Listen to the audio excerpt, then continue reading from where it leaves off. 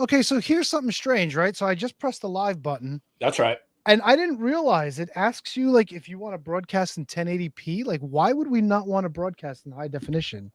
Is 1080p high definition? I mean, it's not the highest, but yeah, all things considered, it is high definition. At So it's least it not the used to be. highest. It's not the highest in the universe. It's the highest option that we have. I think so. Yeah. So yeah. Yeah. So yeah. Of course, stupid idiots. Of course, we want to broadcast in 1080p.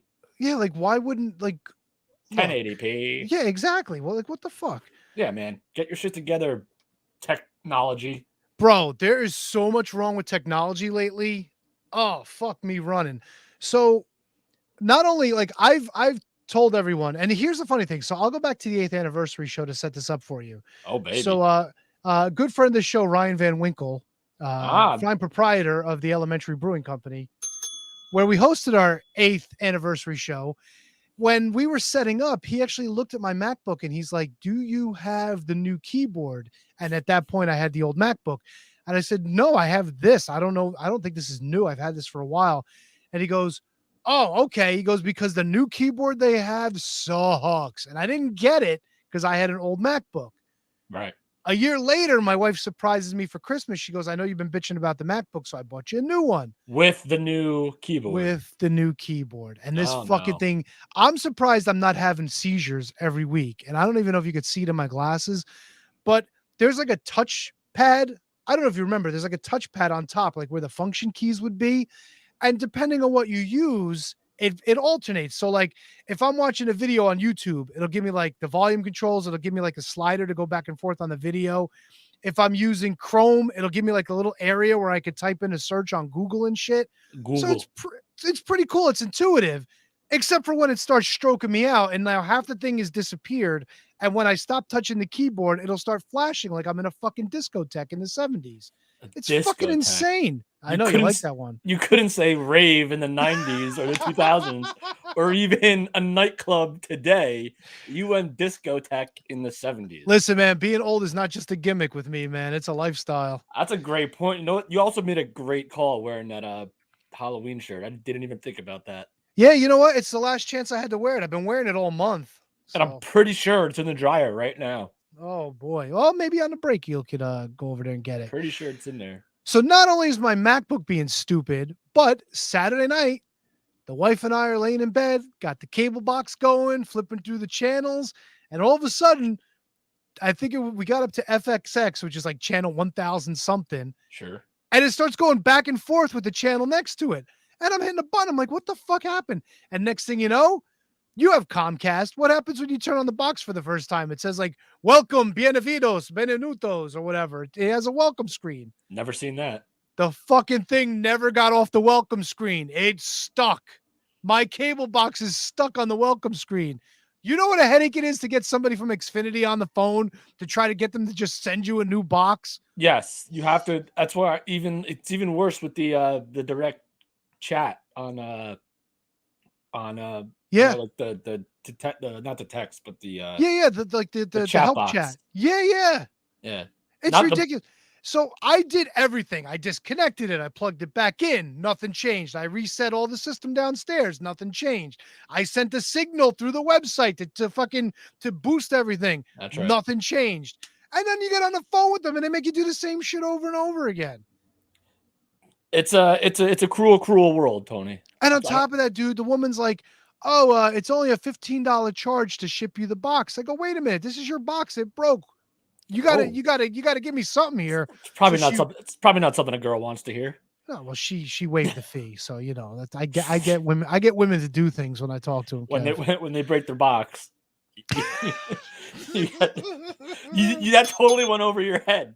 Oh no, I didn't get it the first time, but when you repeated it back, it was there for me. You know what it is, man? I get fired up over fucking problems with technology. Well, Tony, we got a lot of people in the chat. What do you say we just fire this bad boy up? Episode 609. Yeah, I'm sorry. I mean, we don't have a guest tonight, so it's just up? me and Kevin joining you.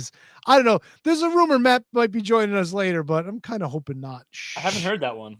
What? I haven't heard that rumor. Did Meltzer report that? Yeah, you know or what? Sean With all Ross the shit, Sapp? Well, since the Young Bucks and Kenny Omega aren't working for the company recently, he's got no inside sources, so he's got to make shit up as he goes along. So it's probably not true. Matt probably has no intention of joining us anyway, but it'd be fun to pontificate on that. Yes, I would love to if I can pontificate, sir. All right, Kev, do you know how to turn the brand thing on so I could play the intro and we have that cool little overlay? The what? All right, I'm going to try it now. No, wait. What is it? What's it called? Go to brand and go to overlays. And I think you just got to click the first one when I start doing the intro. You know what? It would help. More technology problems. Updated the iOS on my MacBook. Had to update the Farrago. Had to update the loopback. Guess what wasn't working when Showtime came upon us? Oh boy. Let me boot up Farrago again. Overlay. Got it. Got it. All right. Yeah. All that and more next on episode 609 of The Shining Wizards. Yay. The following is a presentation of the Shining Wizards Network, broadcasting live on rantiumradio.com and available on all podcast platforms and at shiningwizards.com. Follow us on social media at Wizards Podcast. Check out our merchandise at merch.shiningwizards.com. Do your Amazon shopping at amazon.shiningwizards.com and become a Patreon supporter at patreon.com/wizardspodcast. As always, we thank you for your continued support. And now, enjoy the show. Rolling in my two-man army. What's up, fuckers? Where did cheese go? It's a stupid fucking question, Kevin. Oh, shit. Yeah. Whoa! Hey, this is Moose. God, that was disgusting. Shining Wizards rule the world.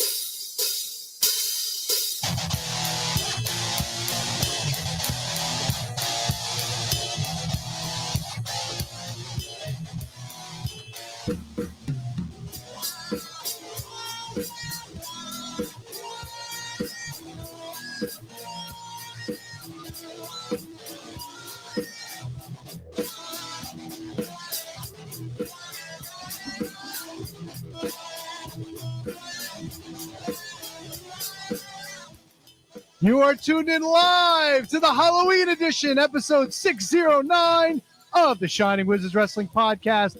Coming to you on the rant, rantiumradio.com. Coming to you live on the social medias, the Facebooks, the Twitters, the YouTubes, and the Tubes, and the Hoo-Hoo-Tubes, and the Twitches. Yeah. And, of course, going with you wherever you go because we are available everywhere. And when I say everywhere, I mean everywhere. You're over there, we're over there. We're over here, you're over here. We're everywhere. And you know what we're doing right now? We're getting into some wrestling talk. And talk about wrestling. Tony, I gotta take you to task for something. Oh, real quick. Oh no, we gotta do that first. Yeah, go ahead. Tony. KJG. All right, take me to task. I'm ready. Bring it on. What no liner? No, you know why? Because I wanted to get our two-man army music out there. Ah, fair enough. Fuck it, man. It's about us tonight. It doesn't have to always be about a guest. No, but do you have a Moose liner? Oh, you want to hear from Moose? I need to hear it every week, dude. Hey, this is Moose. Oh, happy Halloween, Moose. Hey, Moose, what are you dressing up as for Halloween, Moose? Shining the Wizard. Oh, great costume. Great costume. Hey, this is Moose. That's what Moose. He says. That's what he says when he comes to the door and getting candy. They're like, wait a minute, are you one of the Shining Wizards? Hey, this is Moose. Oh, hi kids. Well, you're a rather large child. What do you go? What are you dressed as? Shining the Wizard. That's right. He answers the door for the kids. Hey. Do you think Moose is a trick or treat enthusiast? Oh, of course he is. Moose loves candy. What do you think Moose's favorite candy is? I don't know. Is there any candy that has any sort of moose qualities? No. Fuck no. That's right. That's what I was expecting. I would say that Moose is a fan of Mary Jane's. Yes. Good and Plenty's, maybe? No. Maybe Good and Plenty's if he's in the mood for a little what do you call it, licorice kind of flavor. Oh, how about this? How about Starburst? Because just like the juice, the moose is loose. Oh, Jesus. Hey. That's right. Glad you appreciated that, Moose. Moose fucking he loves all candy. Moose is an equal opportunity candy enjoyer. Moose is dude, I would if there's anyone that I would love to have back on the show and just play those litany of drops for. Oh my god, Moose interviewing Moose. Be like, who's this? Hey, it's Moose. Who's this? Hey, it's Moose. Shining the Wizard. Oh my god. Let's see what we got here. Yeah, so Kev, not happy with technology. I don't know if I made that clear when we first started doing the show, but yeah, not a fan of the technologies. Lots of shit pissed me off. What's up, fellas? No millionaire today. No, he's out spending those buku bucks on lottery tickets. Don't forget, folks, $1 billion tomorrow night on the the Powerball or I forgot to get my tickets, but no, Eric Freeby will not be joined by Millionaire Matt today, as far as we know. Apparently, Tony said there might be a rumor that he's that's circulating. Mott Spock, good evening, gents. Favorite part of my week. Well, thank you, Mott Spock, Mood Spook, man of 1,000 nicknames. Jeez, I didn't realize that Mott Spock enjoyed me criticizing technology every week. I'm to make that a regular thing. Oh, wait a second. Kratzo saying that Kate from Fight Club reported that Millionaire Matt might be joining us. Well, she is big timing us now, so she's gonna start throwing us under the bus, I guess. Yep. And someone's I don't know who this is. Let's see who this is. I'm not sure who this is. I'm aiming for 8:45-9 today. I don't know who that is. Yeah. Man, names escapes me. Oh, here we go. Look at this, Tony. Let's just bang these out real quick, baby. Look at this. Fuck yeah. Moose dressed up as KJG would be priceless. Mott Spock. Now, would it be racist if KJG dressed up as Moose? 100%.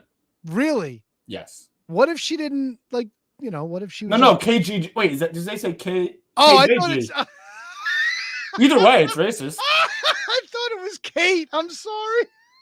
No, either way, it'd be terribly racist. Dude, I had visions of Moose dressed up like Kate. That's all I was picturing. No, Kate dressed up like Moose. Now that would be funny. No, wait.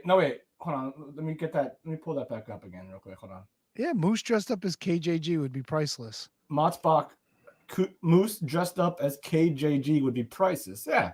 I don't think that would be racist. No, but the other way around? 100%.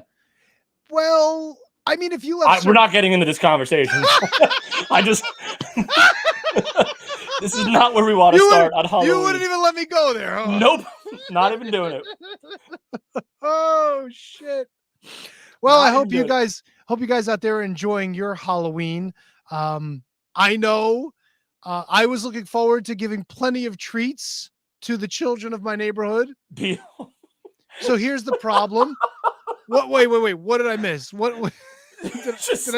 It's Halloween, but it doesn't feel like Halloween because we're doing a podcast and we're not actually dealing with it. But you said I was hoping to give plenty of treats. No, I was. Kids. So here's the thing. I know. So, I hate Halloween. Like I came home a little early today and I worked from home for a little while just because I wanted to be around. And I'll get back to what you just said in a second. I wanted to give some treats out, like answer the door and be like, oh, look, it's a little Superman or a little whatever the kids dresses these days. And Black Adam, maybe, because that's a big thing now. Congratulations to the Rock. Do they have time to get that costume out, you think? I would imagine so. Now, ask me if I saw any kids wearing the Black Adam costume. Tony, have you seen any kids wearing the Black Adam costume today? Kevin, if I saw any kids, I would let you know. Oh, Ghost Town. Nobody's coming here, dude. And we got a big bucket of candy and everything. My wife put the little spooky lights on. We even opened up the gate to invite kids to come up to the front door. Nothing. It's crazy. But they're there. That you've seen them. You've seen children. Oh, they've walked by the house. Nobody's coming up to the house. Do you think it's no? Because all the houses on your street are kind of like the same. You have like a little. No, you don't. I was gonna say maybe you have like maybe the gate and like the stairs. Yeah, but we don't. I mean, comparing to the other houses on my block, we have pretty much the same amount of stairs as a lot of them. So it's not even really like these kids have got to climb a lot of stairs. But dude, we've had trick or treaters every year. This is just a weird thing this year. I don't get it. I think what happened was probably a lot of these kids did the trunk or treats with the schools. That's the new normal. The trunk or treat. It's so weird though. It's just so weird. And on top of that, we have a big bucket of candy upstairs, and probably nobody's gonna come get it. Dude, now I'm gonna eat the heck out of all that leftover candy. Well, I also which is great because all right, so my dad, he got Mounds and straight up Hershey bars. Kids, as far as I know, hate coconut. see. I've developed a loving taste for coconut. Oh, dude, Mounds and Almond Joy, I'm Are- down with that shit. Are now candies I would like. When I was a kid, I would literally like throw up in disgust if I got a Mounds or an Almond Joy. Now I'm like, bro, like one of my coworkers brought in candy and they were all Almond Joys, and I'm like, I am like, dude, I'm almond joyed. Like I am, like, I am enjoy. Like I love Mounds, I love almond. So like, I know the kids probably won't. We'll probably be the house where like they look at the candy and be like, oh, Mounds, coconut, yuck. But like, I'm not throwing it away at 39 years old. Hell no. No, I hear you, man. I hear you. It's just What candies did you get? we got a bag of hard candies, so it's like little boxes of Nerds and Skittles and Trolleys and shit like that. And then we also, my wife got a bag of like the Hershey stuff, like the Reese's and the Snickers, Like the and mixed. and Kit Kats and all that shit. Yeah, See, yeah. that's It's where you go. got Almond Joys in there too. Oh, dude, I'm a sucker for an Almond Joy, bro. Almond Joys are so good. I had one after my supper today. They don't get the proper recognition that they deserve nowadays. They don't. Like, all right, so what's your? Oh, see, that would have been a great top 5 today. Kevin, it's funny you said that because I just wrote down my top 5 candies. Can I try to guess? Can we play? Can we start it up?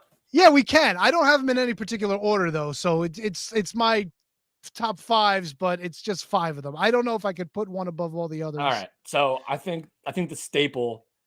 There's 3 staples I think in candies, and to me they're all chocolate. Is there any non-chocolate on here? Yes. Well, there's technically 2, but you'll get what I mean when you get them right. All right, so I'm gonna say Reese's peanut butter cup. That's on the list for sure. I'm gonna say a Twix. No Twix, surprisingly. No Twix. No, dude. This When you list hear the is rest, already bogus. when you hear the rest of them, you'll be like, okay. I will go Kit Kat. Kit Kat is on the list. I will go Nestle Crunch. No Nestle Crunch. So, all right. So, how many do I have? 2. You've got Kit Kats. You got Reese's And Cups. some of them might not necessarily be chocolate. Yes. So, is it more that chocolate is not the main component? It's just it's there, but it's not like the main thing. All right. Are these any of these new dang fangled? No. That are like it's a Reese's, but it's a Reese's Sticks. No, something like that. no, nothing like that. No. M&Ms? No M&Ms. Dude, I mean, I get it. These are all great. I wouldn't say no to any of these. They're just not on the top 5. I don't know why I thought of this. I would have never thought of this in a million years. Can I get a Rolos?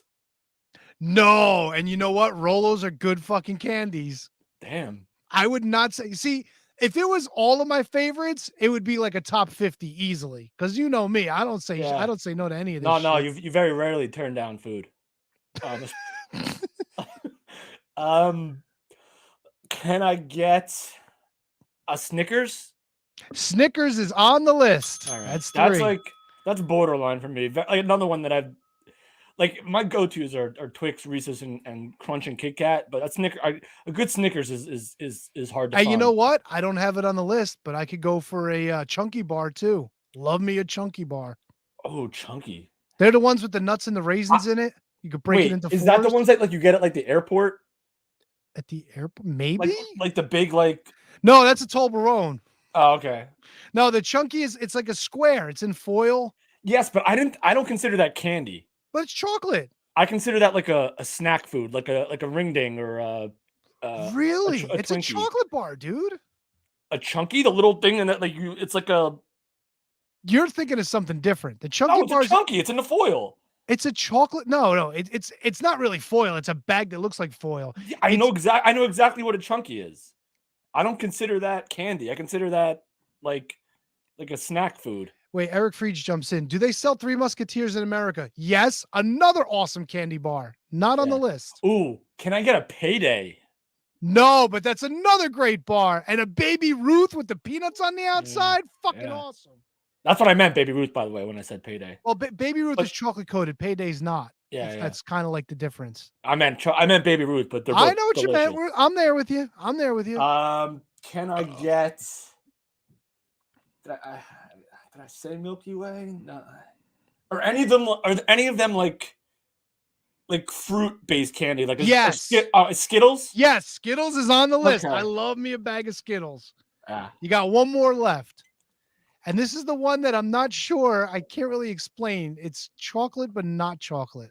It's chocolate, but not chocolate. That probably gives it away. No, I don't think it does. Is it like You're It can't be like a Charleston Chew. No, but I love me a Charleston Chew. You ever put a Charleston Chew in the freezer and crack That's the that only shit? way you have to. That's the Fuck only way you eat yeah, them. dude. Fuck yeah. I think that's a ploy by dentists, by the way. Probably. Yeah. Probably. Love that shit. Chocolate, not chocolate. Give me the first letter of the name. Oh, you're gonna get it. It's Oh, a no, never T. mind. Don't. You didn't hear it? Okay, so No, I didn't hear it. chocolate, but not chocolate. Can I give you? Can is I it give a you? gobstopper or like a milk dud or like a Well, milk dud raisinette? Milk dud and raisinets are chocolate. It's not a gobstopper. But like the main component is like what's inside, not the actual chocolate. Well, it's not actually chocolate. It's hard to Caramel? describe. No, it's chocolate, but it's not chocolate. Give me the first letter of the name. I will tell you this. Big hit 25 years ago on the radio, named after this candy. It's not a Reggie Jackson bar, is it? No, there's no big hit on the radio called Reggie Jackson. Big hit on the radio. It's a song? Well, a song after the candy for sure. A song after the candy.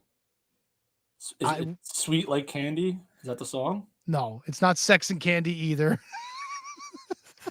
It's not Candy Girl? No. Isn't that a New Edition song? Yes, but that is not a Candy Girl is not a candy. That's good. That's a great call. It's a song. How long ago did this song? 25 years ago? I'd say 25 years. Close Dude, to 25 years. I was 11 years old. Dude, I know you danced to this at a wedding at some point in your childhood. I'm trying not to look at the chat. Yeah, don't look at the chat because Mod Spock is fucking on the money with that line. No, Kev, is if it, you need to know the name of the candy, just look to the left, to the left, to the to right, the right, to the right, to the right. Cha-cha. That's not cha-cha. Electric. What is it? No, To the left, to no, the but you're left, close. to the right, to the right. Now dip, baby, Baby dip. dip. Come on, yo, dip, baby. Fun dip? What's no? No, what's the chorus? Come on. Oh my God, you're right there, dude. You're right there. Now Holy dip, shit. baby, dip. I don't remember the chorus. I feel a whoop coming up. Whoop, there it is. No. Yes, the whoop there it is candy bar, my favorite. Oh, Oh, come on, you got give me the this. first letter of the name of the candy. Oh boy. What if I said cotton candy? I would say Fun Dip again. No. Airhead? It's a line in the song. Airheads? No. It's a line in the song. Cotton And it's candy. chocolate too in pa- there? Part of the Cotton candy? chorus. Oh my God, even Kratzo's calling you out. Even he knows it. Let me take a sip of beer here. Oh boy. Come on, dude. You got I can't give this to you. You got to figure this out. This is too We're good. gonna have to spend the whole 2 hours. I don't trying to care, figure dude. out This is song. awesome. It's chocolate, but it's not chocolate. There was a song in the 90s about it. Vanilla Ice. All right, so I gotta go back to this song. Yes. To the left, to the To the left, left. to the Yeah. right. You to the got it. right. Now dip, baby, Baby dip. dip. Come on. That's yo. all like. I don't Oh, remember anything else boy. about the song. Cotton candy, sweet and gold. Baby. I don't remember that. Come on, dude. All right. How good are you at 70s commercials? I was born in 1983, so I'm gonna say not great. Okay.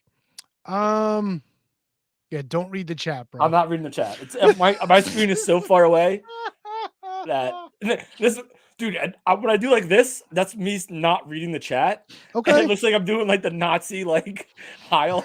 No, come on. You stopped my conversation earlier. You're gonna I'm bring just up saying a- that that's what it looks like. You can of course leave it to KP to call me out on it, but I'm literally just blocking the chat.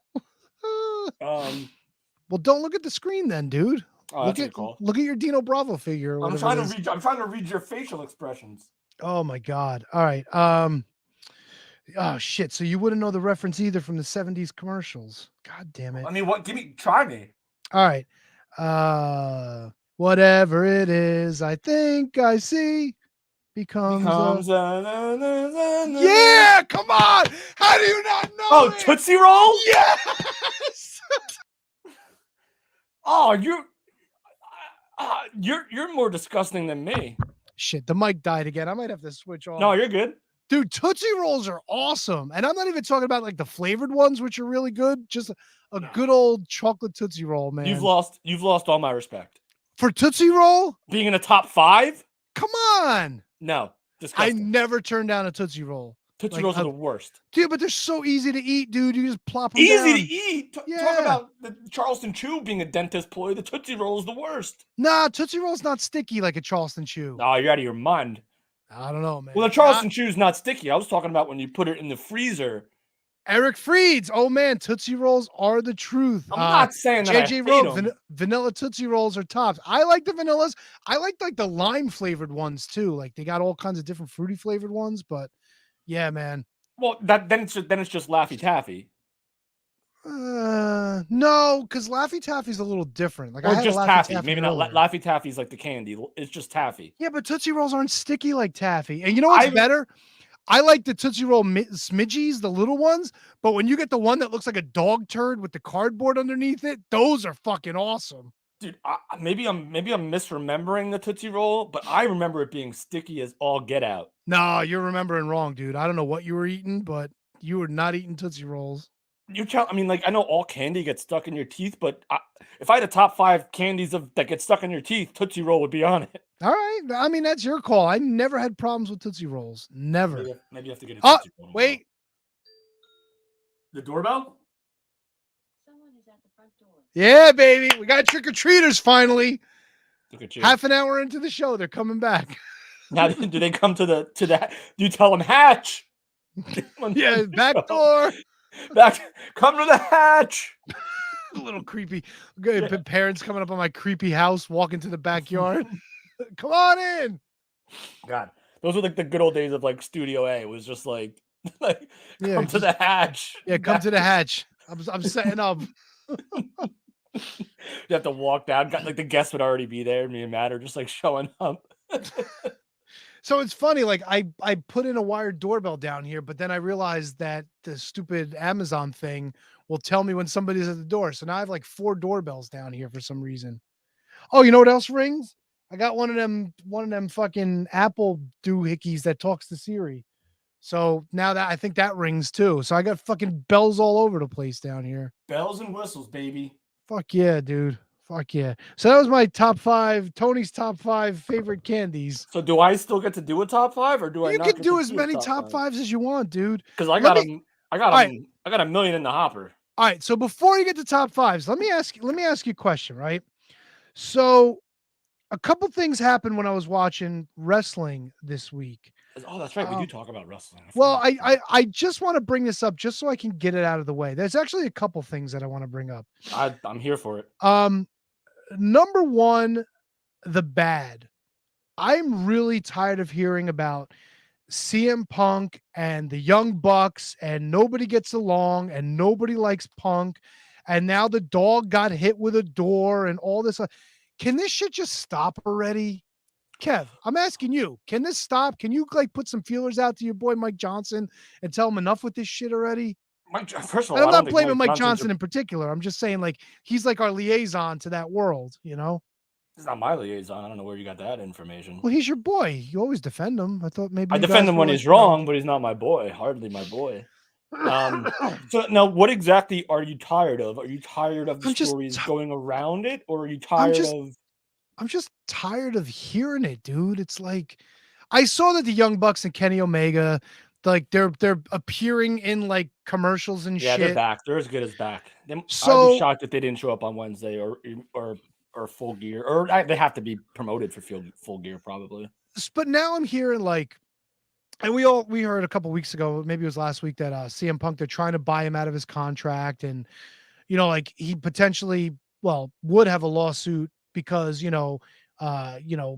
officers in the company assaulted him or attacked him, however you want to call it. And I don't know, man, I'm just tired of fucking hearing it. Like CM Punk came in, he was everybody's savior. Now everything went south, and now there's like this just fucking like nonsense going on. So here's the way I look at it. Like we're like looking at this. I know you want it to be over, you want it to be done, but like in our world, in our wrestling world, this is like the story of like an investigation into like a politician. Like, you know what I mean? Like this is like there's gonna be new developments every which way you go, and people are gonna report on it. In our world, it might be tiresome, but it is still, God knows how many weeks later, probably one of the biggest stories still going around. Like what's going to happen? We haven't had a resolution yet. We know that Kenny and the Bucks are on their way back. We kind of knew that nothing was going to happen to them in the first place because of their positions. Did anyone really expect Tony Khan to strip them of their EVP status? I didn't. They should have been, but I didn't. And now there's talks about the Larry the Dog stuff, and maybe never even happened, and just a desperation ploy for Punk. Listen, I'll tell you what my hot take, and I may have said this last week. I don't remember because that's all right. Give me. My memory give me sucks. again. I would not be shocked. And again, I have nothing to go, like everyone in the chat or everyone listening will probably slam me and be like, Kevin, you're an idiot, which is accurate. Let it out, bro. Listen, CM Let Punk, it out. I think tell them to bring it on. I think CM Punk doesn't leave. I think they figure it out and they work together, and CM Punk stays. So you see, now the other reason I was getting annoyed about it is because most of the chatter that I've been reading is that, inside sources say that people don't want to work with Punk, and the people that do want to work with him still don't trust him in this. It's like, can he come back? What he did at the scrum, like there's no. It was shitty. It was you could forgive it, but it was absolutely the worst thing you could possibly have done. 100% shitty. But then 100%. What the Bucks did was probably, to me, I think was equally, if not worse. Yeah, because you had a disgruntled employee venting in probably not the best forum, not the best way. It could have been handled behind closed doors. But then you had officers of the company come in and force their way into his locker room. And I guess what's the actual like legit latest story? Like Punk threw a punch because even though no one else did, he just thought that he was threatened. He felt threatened, so he threw a punch. Is that what it was? I really don't know. Now the only thing I know for sure is that Ace Steel's wife was holding the dog behind the door, and the door got flung open, and maybe she got hit, or the dog got hit and lost teeth. I don't fucking know, dude. No, but we're never gonna know the whole story. But back to your point about why like it's still being covered is because it's just like a news story, but it's just in our bubble. So like there's constant developments in any news story, in any investigation, in anything. So like it's gonna go on until it doesn't. That's like, I know that doesn't really make a lot of sense, but like it's gonna keep being a story until it's not a story. Like until we finally figure out what happens, or until Punk is gone or he comes back. And I'm under the impression, I think, again, nothing, it's probably the wrong take, it's probably the wrong opinion or the wrong thing. There's no way that Punk's got to come back. Dude, he like, well, I would try to work it out as best I could. Allow me to pontificate, sir. Oh, and then maybe I will rally, sir. Kevin, I will just give you the phrase, never say never, because I'm also hearing that maybe Mr. CM Punk will have a place to return to in Connecticut. Now, animosity between Triple H and Punk is quite well known. Correct. But it is the wrestling business, and there is a different regime now in WWE. Maybe the door is open. Maybe there's a possibility, because I'm also hearing one of the hangups. I love how you say it. I'm also hearing I'm also hearing that people are calling you up. Sources have told me that apparently the sticking point on this whole CM Punk buyout thing is no compete. I'm not saying it's WWE related, but if you get, look, CM Punk brought people to AEW. There's Sure no did. denying that. He did. Sure did. Whether or not he kept them is kind of another story. I can tell you this much. Since Kenny Omega and the Bucks have been gone, there's really been no discernible difference in the ratings. I mean, that's a fact. Okay. But if you can get a CM Punk to come back to WWE, oh shit, he just had a fight with all those guys on AEW, and now WWE's got him. I gotta tune in for this shit, because you know what? Triple H, being a smart man, will go, here you go, here's a microphone, go have at it, because that's what Punk does best, right? Yeah, I mean, of course, which is why I think it would be foolish for AEW to let him go. And I feel like you have to. I mean, listen, I don't know anything about like the inner workings and how bad it really is, but I would do everything I possibly could to just get the four of them in the room with Tony Khan and Chris Jericho, and Tony Schiavone and whoever else you need to get in that room, and just be like, listen, Punk is too valuable. Like, he's just too valuable. Like the ticket sales have been abysmal for AEW. I don't think they've sold a whole lot of tickets at all for Atlantic City coming up. So like you have to work it out at some point. Oh, I got a trick-or-treater. Oh shit. At some point you're gonna have to be a grown man and just try to work it out, man. I've seen we've heard of worse stories where people end up working it out. Bret Hart, Shawn Michaels. I don't think it could have gotten more volatile than that. Yeah, And well, that they didn't work it out for 20 years though, didn't they? No, I'm talking about like the first, like the fight, like that happened backstage. Well, they still found a way to work together, sure, but I think Yeah. from what I've read, and look, it's all grain of Again, salt. I'm with you. I don't know. It's all unnamed. all. It's all unnamed people, but scuttlebutt is a lot of people don't want to work with Punk. So it may be that you're at the point where, hey, as good as this guy may be for us, we got to cut bait. You know? When you say a lot of people, do you know like who? No. Like, I think like the only people that wouldn't want to work with him would be the people directly involved, because everyone else would have to truly understand in wrestling terms that you work with CM Punk, you're working with money. For sure.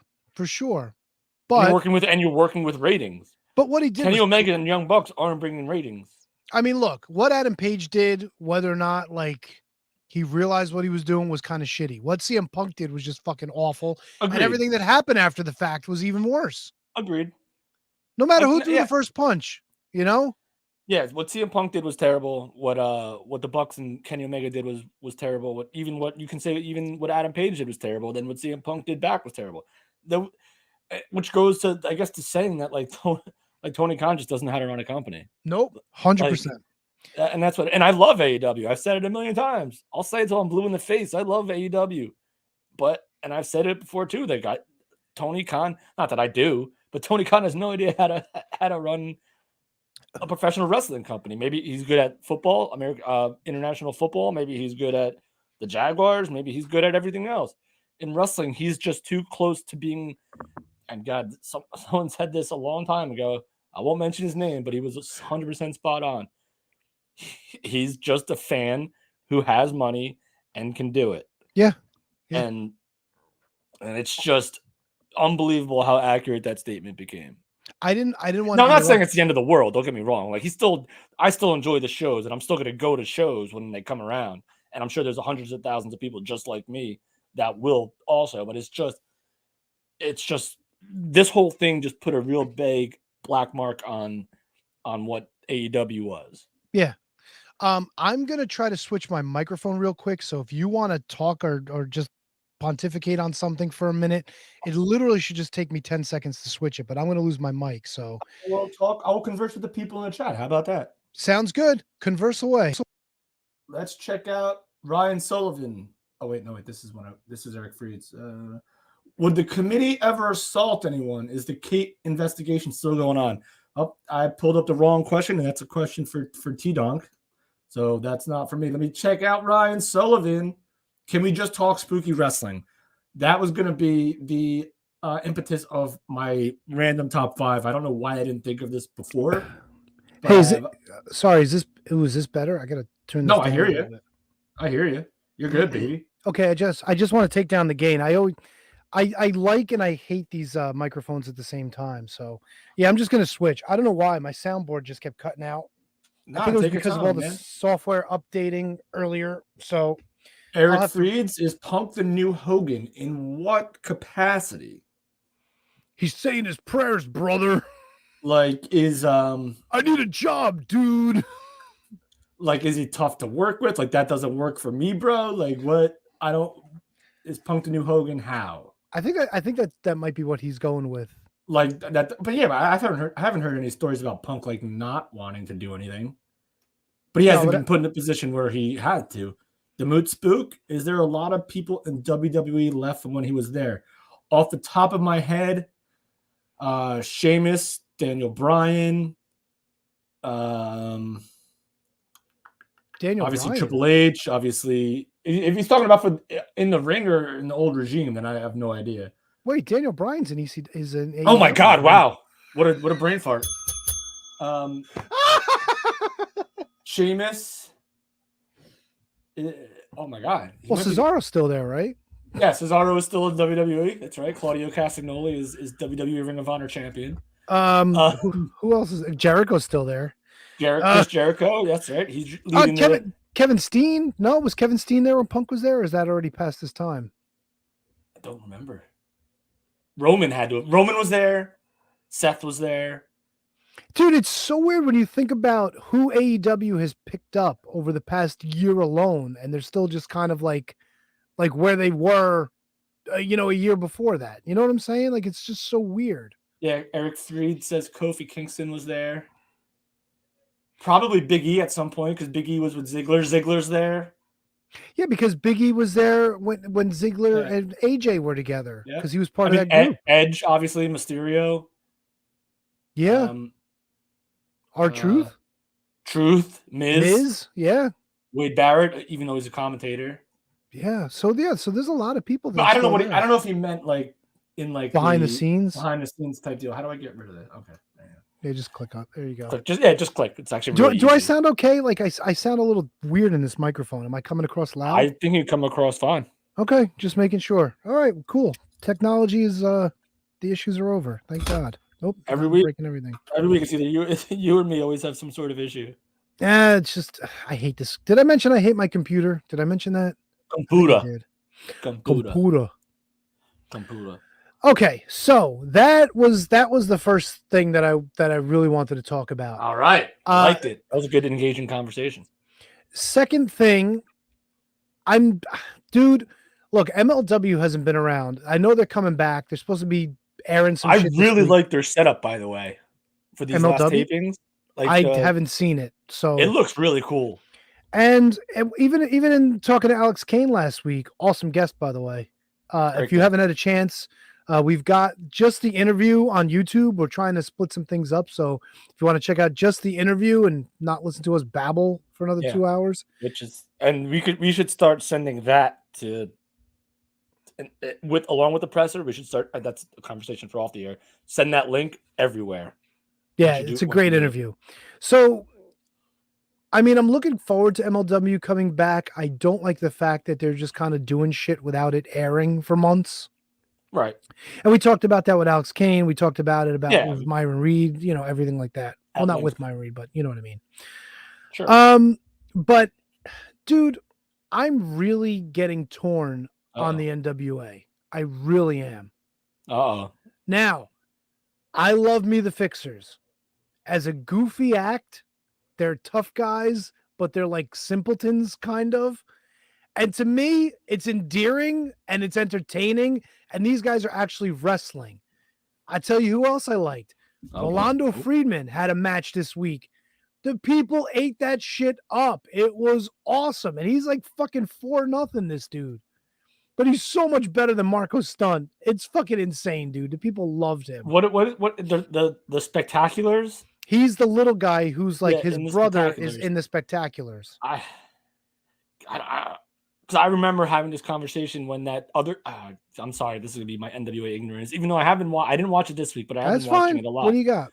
Who are the two guys in Spectaculars? The brother and the other guy. Who's the other guy? Oh God! Oh, he was the guy that was supposed to join. And he was supposed to. I know, join... and then he turned down, and he was a big tough guy, and now he's wearing like a bow tie every week, and it bothers me. Shit, I gotta Google it real quick. I can't think. of his name. And Tony, do you watch The Office? No, I never did. I wish Matt was here because Matt would, I think, get this. And I wanted to bring this up for a while now. The other guy in the Spectaculars, Rolando's brother, looks exactly like Pam's ex-husband Roy from The Office if he had a beard. Dude. If anyone in the chat watches The Office, do a side-by-side of Roy from The Office and Rolando's big brother dude. Rush Freeman. Rush Freeman I knew. Brady Pierce is the other guy. He was the guy that was supposed to join. It wasn't Black G's. It wasn't No, it wasn't Church's Money. It was it Idol? No. It was the group, the Ill Begotten. Ah, that's right, the Ill Begotten. Correct. Because the Ill Begotten, like he was supposed to join, and then they gave him shit right away, and he was like, "Well, fuck you." I'm so I'm gonna go wear a bow tie. Yeah, I'm a cowboy, but now I wear a bow tie. I really thought they were gonna win the U.S. tag titles. Not even joking. I was they're a good team. Like if you look at them, like on not on paper, but like as the visual, like they're two big freaking horses that are like look like they can beat your ass, and they're out there wearing freaking bow ties. It was supposed to be a take on what, the Fantastics? The Fantastics, I would imagine. Yes.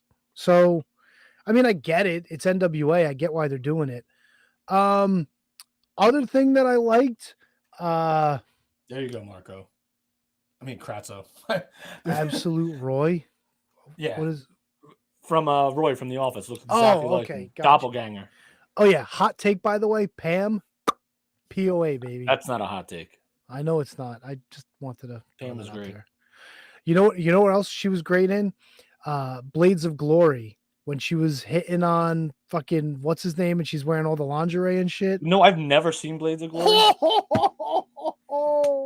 I've never seen it. If I had it, it's like bits and pieces. I'll have to try it. Yeah, you definitely got to find that. Dude, Tony, Marco Stunt Slander. This is why I said Marco instead of Kratzo.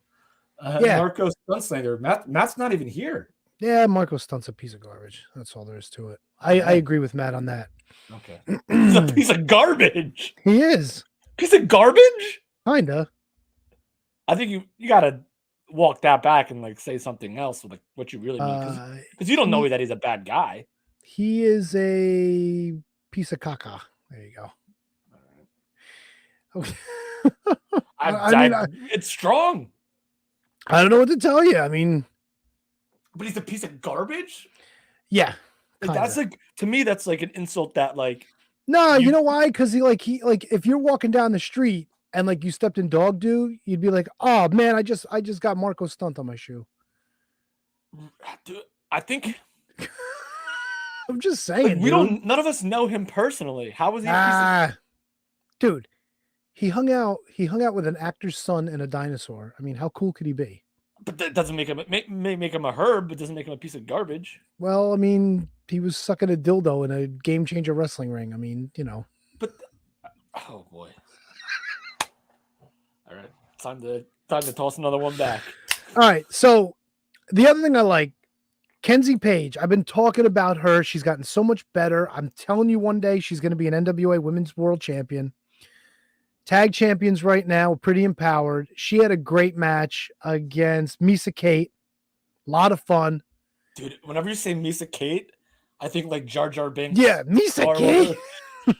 Misa Kate. I can't even do a Jar Jar Binks. But like there's so much gimmickry now in NWA, and I think it's really distracting. And I was thinking about this last week. I really do miss the feel when the NWA came back, when it was like Into the Fire was the theme music, and the studio actually had like rows and rows of fans going up into the stands. Like it was just a different, like what's his name? It doesn't have Into the Fire anymore. No, hasn't had that for a long time. I never picked up on that. That was all the first season. Yeah, there's some like generic kind of music now, which isn't bad. And they don't play it till like after like the first match. Yeah, where Joe Galli's like, this is where wrestling is the way it ought to be. And then we got fucking Velvet Sky and Angelina Love like doing sexy talk with Mercurio. And I love me Mercurio, but I'm kind of done with that shit, you know? Misa Mercurio. So like I don't know, man. Like NWA kind of bummed. There was stuff I liked about it, but it kind of bummed me out overall. Like Any major players on there? Any broski? no. I mean, we got plenty of the fixers because apparently Billy Corgan wanted to give them new tag belts already. Not a good sign when you've had the United States tag belts for like 2 weeks and the commissioner's already giving you new belts. But What do you mean, new designs? Have you designed the belts? brand new designs. Ooh. He said they were modeled after the Sheik's belt. I mean, I don't get why you would do that. I guess because the Sheik was like the U.S. champ, but their tag belts, they look kind of like the ones that La Rebellion have, but there's a little silver to them, so they're a little different. So they had the World Tag Team belts, they had the U.S. Tag Team belts, and as soon as they got the U.S. Tag Team belts, they got rid of them and made new ones? Yeah, so one of the gimmicks was Wrecking Ball Legursky came out for an interview because Jay Bradley had a singles match that night against Ricky Morton. Copy. And he's trying to give the belt to Wrecking Ball. He's like, okay, you give me your old belt and I'll give you the new one. And Wrecking Ball's like, no. He's like, what do you want to wrestle me for it? And he's like, I don't wrestle. He's like, I'm just trying to give you a new belt. He's like, no, I don't want it. And he just walks off. That's bizarre. So the whole thing, well, I mean, look, it fits Wrecking Ball and Jay Bradley, because they're, like I said, they're kind of simpletons, but it works for them, But Wrecking Ball likes the belt. It says the fixers on it because he put it on there with like tape, and it's all red, white, and blue, which is like their new gimmick now because they're the United States champions. I have to check that out. But I don't know, man. Like, I don't know. Like, it's like everything is so gimmicky now, and like it's kind of not what I want, They're trying too hard, is what you're saying? They're trying too much with the gimmicks. They really are. Like, all right. And the other thing, Max the Impaler, I'm sure she's wonderful. Oh, probably a saint. Bro, she a little slop. Little slop over there. Dude. Slop, you say. And she had a match against Martina Navratilova and Taryn Terrell. Yes, I said that. And I don't know, man. It's just like I'm watching it, and my kid was watching it with me because we were watching it over dinner a couple days ago. And he goes, "What is this? What is it?" Your kid wanted to know. And he wasn't talking about Max. He was talking about the match itself. And I was just like, I don't know, man. I'm like, I felt embarrassed watching this match. I did. That's unfortunate. So I don't know. Yeah, it is, man. And you know me, I'm all in with the NWA. I'm looking forward to hard times, but like stuff like that, it's kind of like. Is this another week-long pay-per-view? No, because the pay-per-view is going to be Saturday, and then they're doing like a taping with Wildcat Sports on Sunday. I knew that. But dude, like, all right, they're building up Tyrus. We saw Matt Cardona for like a week, maybe 2. And all we get from Trevor Murdoch is like 10 seconds with Mae Valentine. Like, what are you doing? Like, are we building a fucking world title match here? No offense, dude. What is the world title match for? It's a triple threat. It was Cardona and Murdoch, but then Tyrus cashed in the world television title, so now he's in it. It's a triple threat. I know we do picks, so I don't want to ask you this, but like now, I don't know. The way they're building it, my gut would tell me Tyrus, but I'm also thinking I don't know if they would do Trevor that dirty. You know what I'm saying? What do you mean? Like, I would think that Trevor needs a little bit of a run to go on here because he's got a change of attitude, but you wouldn't fucking know it because he doesn't even wrestle anymore. It's stupid. We don't even see Nick Aldis on TV anymore. Like, doesn't he have beef with Billy? Is that real? No, it's all gimmicked up, dude. Are you sure? Yeah, it's all gimmicked up. It's got to be. That's probably why he's not been on TV. I thought maybe like I thought I read somewhere that he might not even resign. He might just let his contract run out. I don't know. I didn't hear that. No, I definitely 100% could be wrong, but I just thought I read like if he doesn't resign, then it's obviously it wasn't because they got into something because people were asking whether or not it was a work or a shoot or not between him and Billy. I'm pretty sure. Yeah, pretty sure I have this part right. Well, that was kind of like how they wanted to make it seem, but then again, who knows? Maybe the work turned into a shoot. I don't know. I really don't know. The shoot worked into a work, something like that. But like the funny thing is, like if he's all pissed off, like fucking Billy Corgan helped Mickey James make, Empowered happen. You know what I'm saying? I do. So like I don't understand what the beef is there. Like he did so much to make that happen for her, and everybody was all fucking lollipops and sunshine and rainbows. The women got a pay-per-view, and it was a good pay-per-view. It was a lot of fun, but I don't get it. Like I don't know. I don't know. So that's my getting off my chest about the NWA. Kevin, one last thing. I'm here for it, Tony. I'm here for you. This video was everywhere. I have the show on DVR, I hope, unless Comcast fucked me over. What's going on? Benvenido. So have you been following anything with the tribe? Like Roman Reigns is the tribal chief and Solo Sikoa. I have. I watched SmackDown today, actually, from Friday. Okay, so you know what I'm going into here then. Sami Zayn as part of the bloodline is incredible. Yes. It's hard to imagine that this dumb fuck, and yes, I say that with all sincerity, put on a mask for years and cut no promos. What the fuck was he thinking? He's amazing on the microphone. Maybe it took WWE to get it out of him. But on top of that too, for him to be able to this is the guy that had a fucking match with Jackass at WrestleMania. One of the top matches of the night. Unbelievable. But he's in there with the fucking top dogs of the company right now, and they're having a fucking blast. Very Uzi. Dude. If you haven't watched SmackDown from this past Friday, watch all their segments. It's all gold. But on top of that, dude, like when they're all in the ring and Jay's like, I don't give a damn what the tribal chief wants, and Roman pops his head up. Yep. Holy shit, dude. And then when he goes, oh, he hasn't been himself. He didn't mean it. He hasn't been feeling very Uzi. And fucking Roman looks back and then just puts his hand up. Holy shit, dude. And then Jey Uso loses it too. And then he's supposed to be the one that's like not. And Roman's like, no, you're gonna come over here, you're gonna face me. Then he's gonna call him Sammy. He's not gonna be an honorary use. I'm taking that away. It's gonna be Sammy Uso. Dude, the best part is I freeze framed at one point after he said that, and you see Heyman in the background. Even Heyman's got a grin on his face. It was, dude, they're having a fucking blast. And it works so well because that's the kind of guy Sami Zayn is.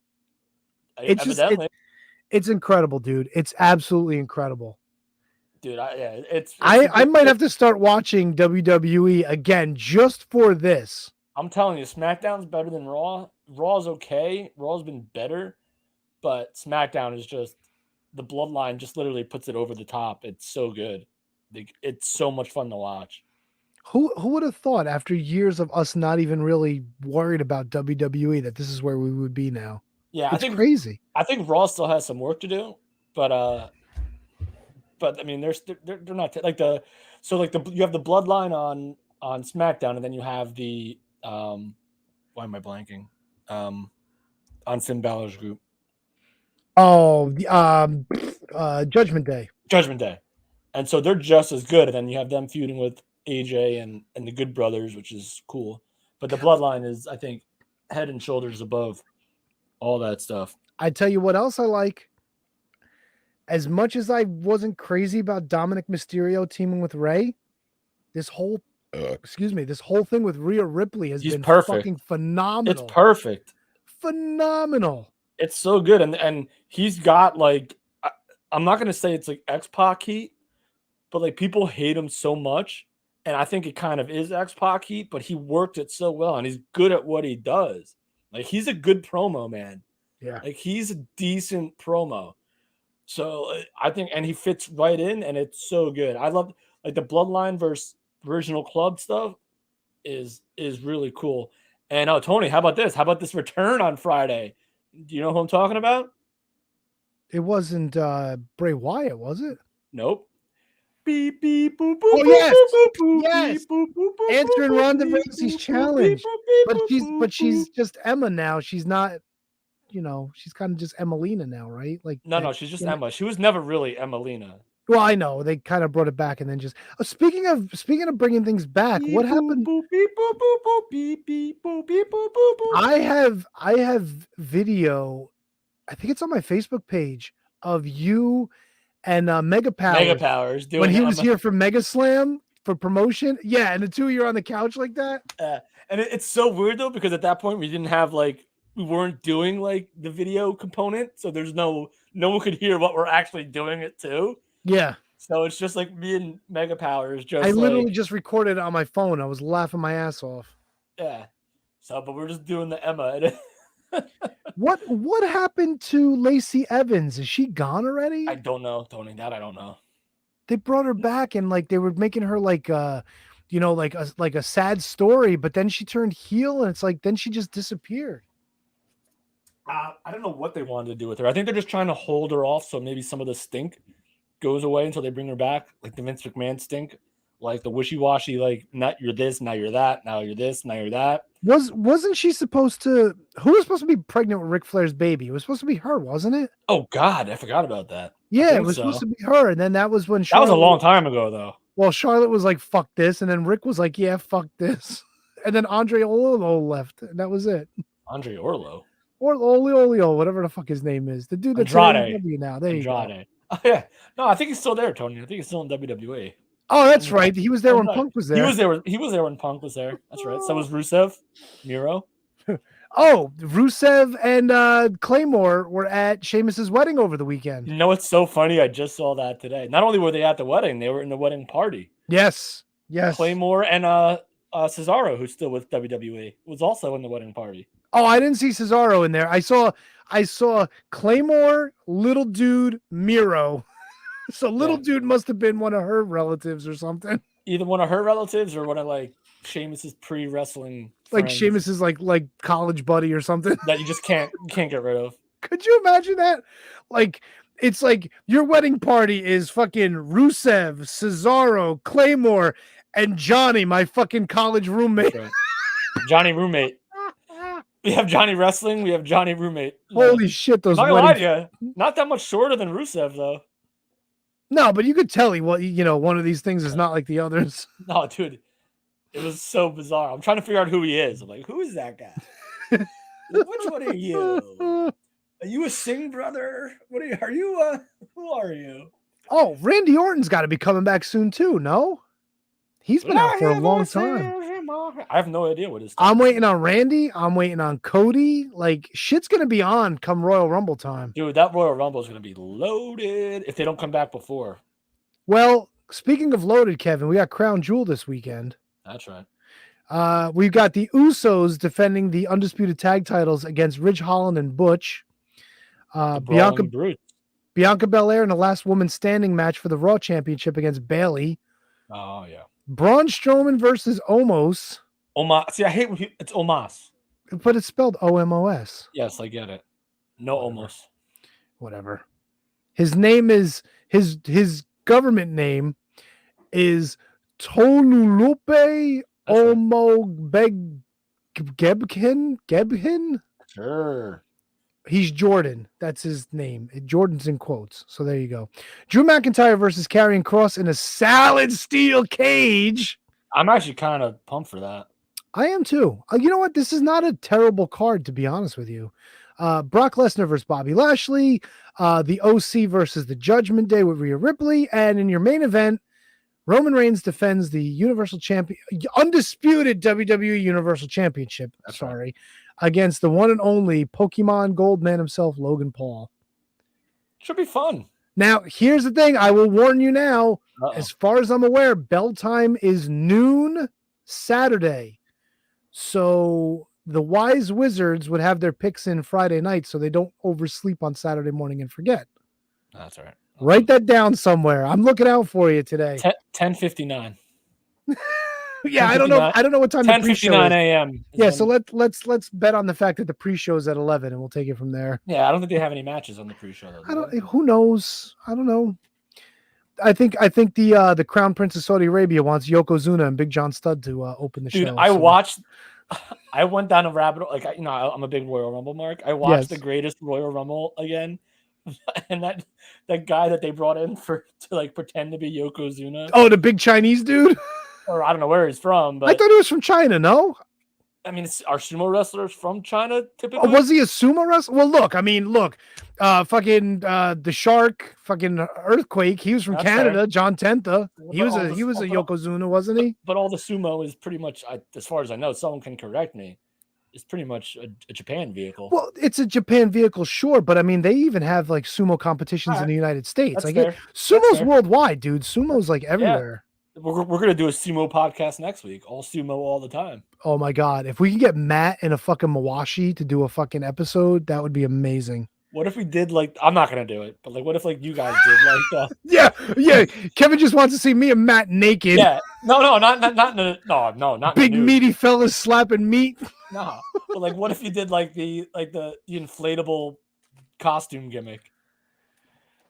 Look, if Matt wants to get 2 inflatable sumo costumes and show up here next week, I might be down to do that. And now that I said that, he's going to listen back and he's going to be like, yo, I'm making that happen.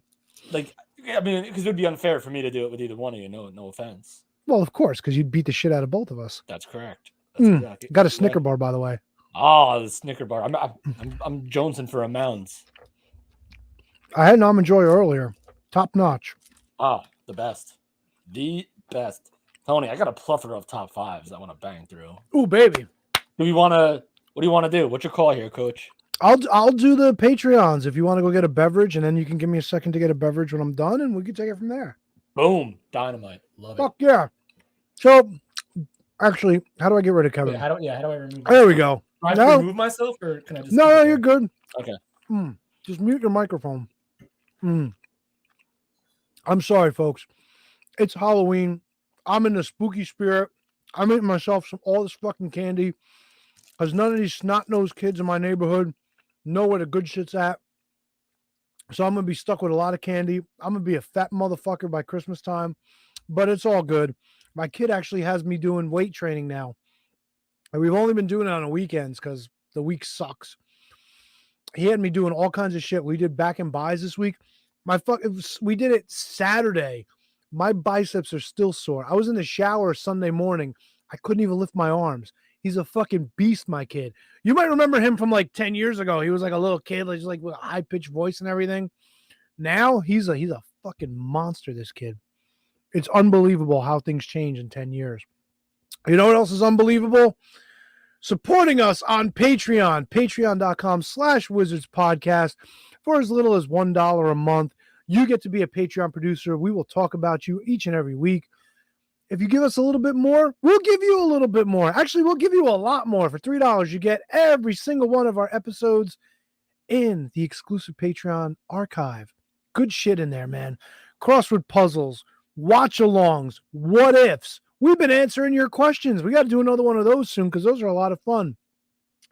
But you get all that good shit for $3 a month. $5 a month, we'll plug your shit. We'll give you everything and anything that you want us to plug. Your social medias, you do a podcast, whatever, dude. It's all good. $10 a month, $20 a month. We will put your name in a hat. If you get chosen for that month, you'll get to sit on an episode with us. You'll get to do a down the aisle, a Wizards Rewind. We might even have you in for a watch along. And you know what? If you got the balls, we might even consider you for a Can You Beat That? And you can't beat that for $10 a month, bro. How you going to fucking do better? You can't. And you know who can't do better? You know who's always doing better? The folks that support us right now. And I'm about to tell you about these people. So sit back, relax, grab some of that Halloween candy that none of those punk kids are coming to get from your house, and enjoy. We're going to start you off with Kathy Hummer. She's the queen of the Shining Wizards. And Manny Crazzo, he is the king. And when I say he's the king, he's the motherfucking king. His dick is this big. That's how kingly he is. He doesn't even need a scepter. If he was at WrestleMania, he'd be knocking the Warrior out with that fucking thing. That's what I'm telling you. Danny Rusinello, he's not Danny Roos on the fucking Twitters, I guess. Anthony Rusinello, he fucking hosts and does an awesome job at it. The B Show on the Shining Wizards Network, the Mark Order podcast, doing good things. I'm fucking with him, but he's a good dude. Sean Toe and Sean Kaleo. If it wasn't for Sean Kaleo, we might not even have a Can You Beat That gimmick. So can you beat that, sucker? Kate the Great Hensler, Miss Kate Fabe on the Twitter machine. She's hosting Sour Graps. She's at Fightful Friday Night SmackDown. She does the Rampage post show. I don't know how the fuck she talks so much wrestling. Kate, what the fuck are you doing? Matt Garifo at WhoDatMatt81 on the Twitter machine. No relation to KJG, by the way. Beautiful. Christine Friesendorf, Mark Paroloni. I said, Mark. Happy birthday, Paroloni. Mark. Thank you, dude. Jay Kopp, the Big Cop of Pump.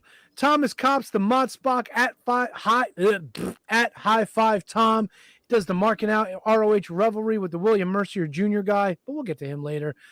Michael Hammond, Matthew Birch, Braden Bergen at Enfuego30. He's our number one fan from Iowa. I hope he's not the only fan from Iowa because I like the Iowans. Nailed it. Brendan Haney, fucking Ryan Schlong, the motherfucker from the fucking Mark Order podcast at Mark Order Pod. He's another motherfucker that's doing great things on motherfucking Wednesday night. I don't know why I'm going into fucking motherfucking mode for him. What are you doing? I don't know. I'm on a Kevin Gill Game Changer Wrestling commentary kick when I mentioned Ryan Schlong. I have no idea why.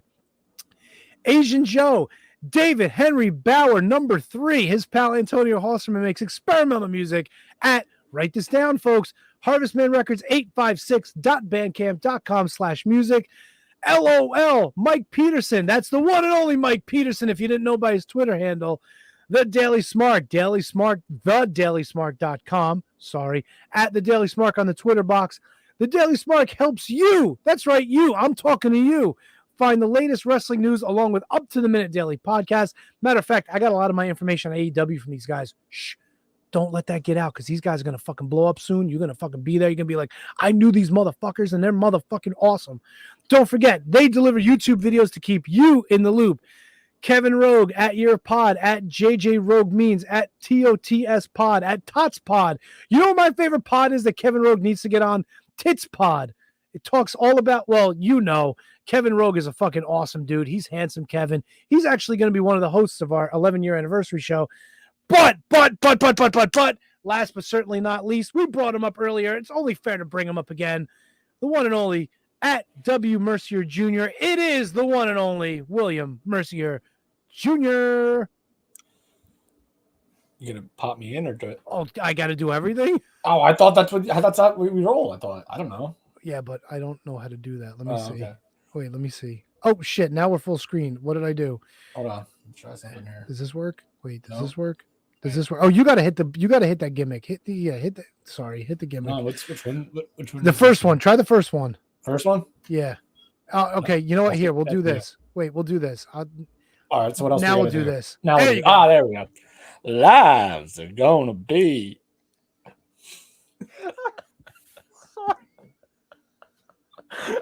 What?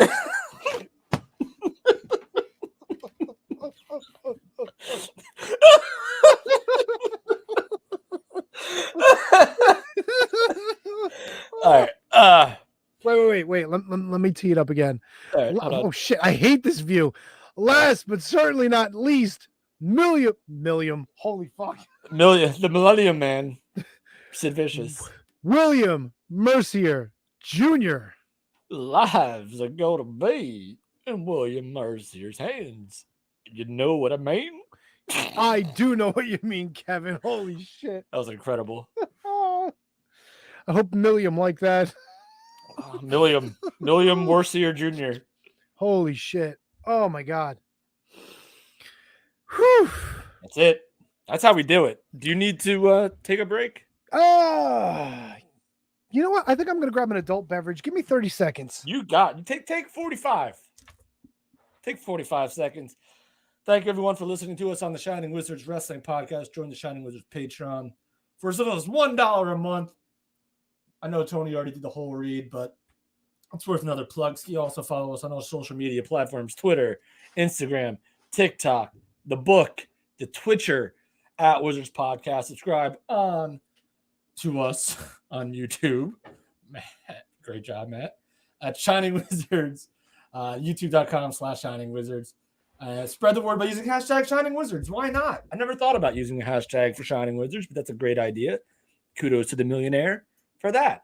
So we are here, Tony, and we we're back, and I had top fives for days, and I feel like I'm gonna do like a top five, maybe two, but then I feel like maybe you and I, like we kind of did before with the candy, can maybe develop a top five live on the show. Ooh. And I have a topic and then a couple names, but I don't have five. So maybe you and me can complete the five or just start from scratch on the five for this one particular topic. I'm picking up what you're putting down, bro. I like it. And I like it. So why don't we get right into the first one? Fuck yeah. Do we need some music? You want some music? Yeah, let's get some music and I'll put the banner up. Fuck Let's yeah. do that. Let's do that, man. Let's freaking go, baby. All right, so this is Kevin's Top five. That's me. I'm Kevin. That's Tony. I'm Kevin. That's Tony. I'm Kevin.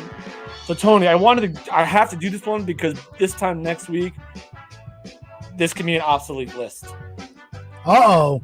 So my top five, my first top five of the week is entitled Top 5 Babyface Heels. So tell me if you get what I'm putting down. It's a heel that's over. It's a heel that the crowd cannot boo. Or if Okay. they do, it's very kind of split. And these are all current wrestlers. I'm feeling you. So here's a little caveat. I have 5 and I have an honorable mention because I almost had a tie at one level. So you want me to give you the honorable mention and just get the 5? No, it'll be more fun if you could do the thought about it gimmick. Yeah, there we go. So top 5 babyface heels in professional wrestling currently today. And I will say this, and I'll let you go. And I probably should have thought about this a little more because there's actually not a female wrestler on here, and I probably could have included one. They're all dudes. That's cool. All right. They're all dudes. Sausage party, the way we like it on the Shining Wheels. That's right. Don't look at the chat too, by the way. No. I don't want anyone giving you ideas. I'm gonna start with MJF.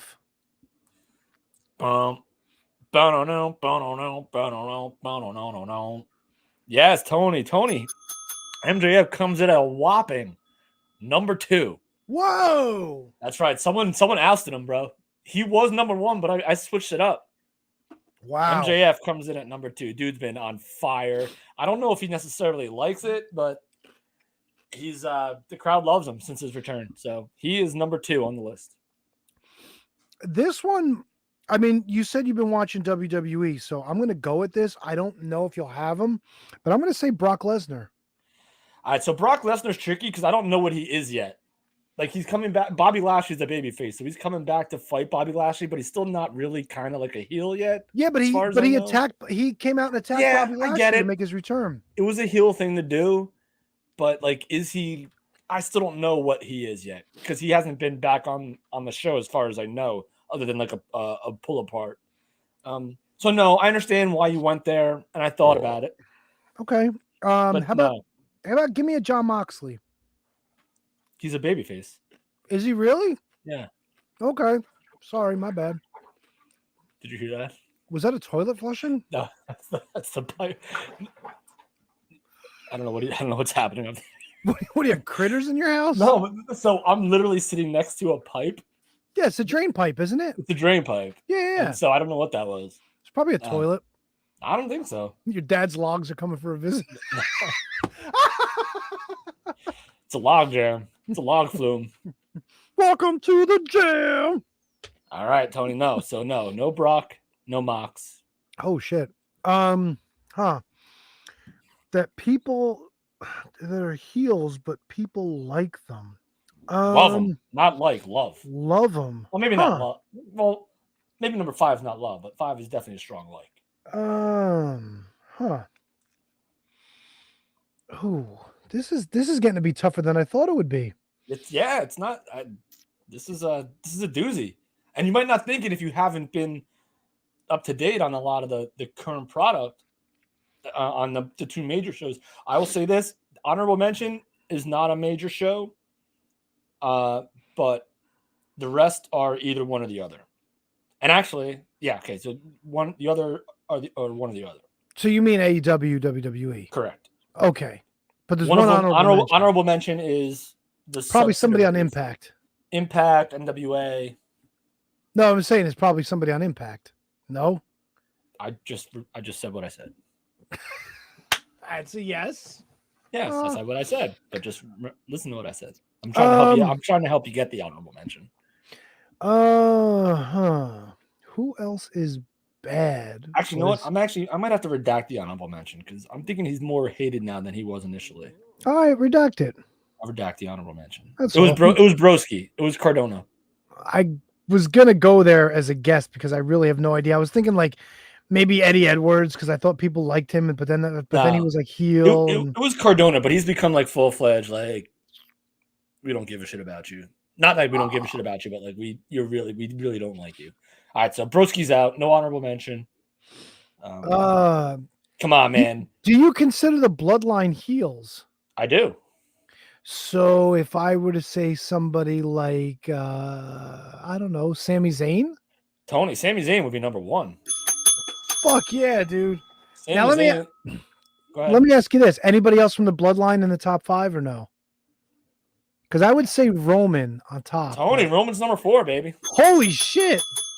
So right now you have Roman Reigns at number 4. Dude, they cheered the heck out of him on SmackDown, and I think if I'm not mistaken, they've been doing it for quite a while now. It's this development of his character that has been so great. So you have Roman Reigns at number 4, you have MJF at number 2, and you have Sami Zayn at number 1. I'm trying. That's how popular Sami Zayn has gotten. It's insane. I really have to start watching. I'm trying to think of AEW. Who's hated but who's a bad guy but gets cheered? Oh, Jericho? Chris Jericho, number 5 on the list. The way that people just go nuts over him and his, the entrance is everything. And granted, he'll get booed as soon as he starts wrestling, but it's just incredible how over he is still at this day. So you're missing number 3, Tony. Chris Jericho, number 5. Roman Reigns, number 4. MJF, number 2. Sami Zayn, number 1. Huh. Want me to give you the promotion? Yes. Yes. WWE. Okay. All right. Well. You want me to give you the brand? No. Because I have a lot. Because I got more here, buddy. So we can do another one after this. Not yet. Let me see what we got. I'm just trying to think of who the bad guys are. I mean.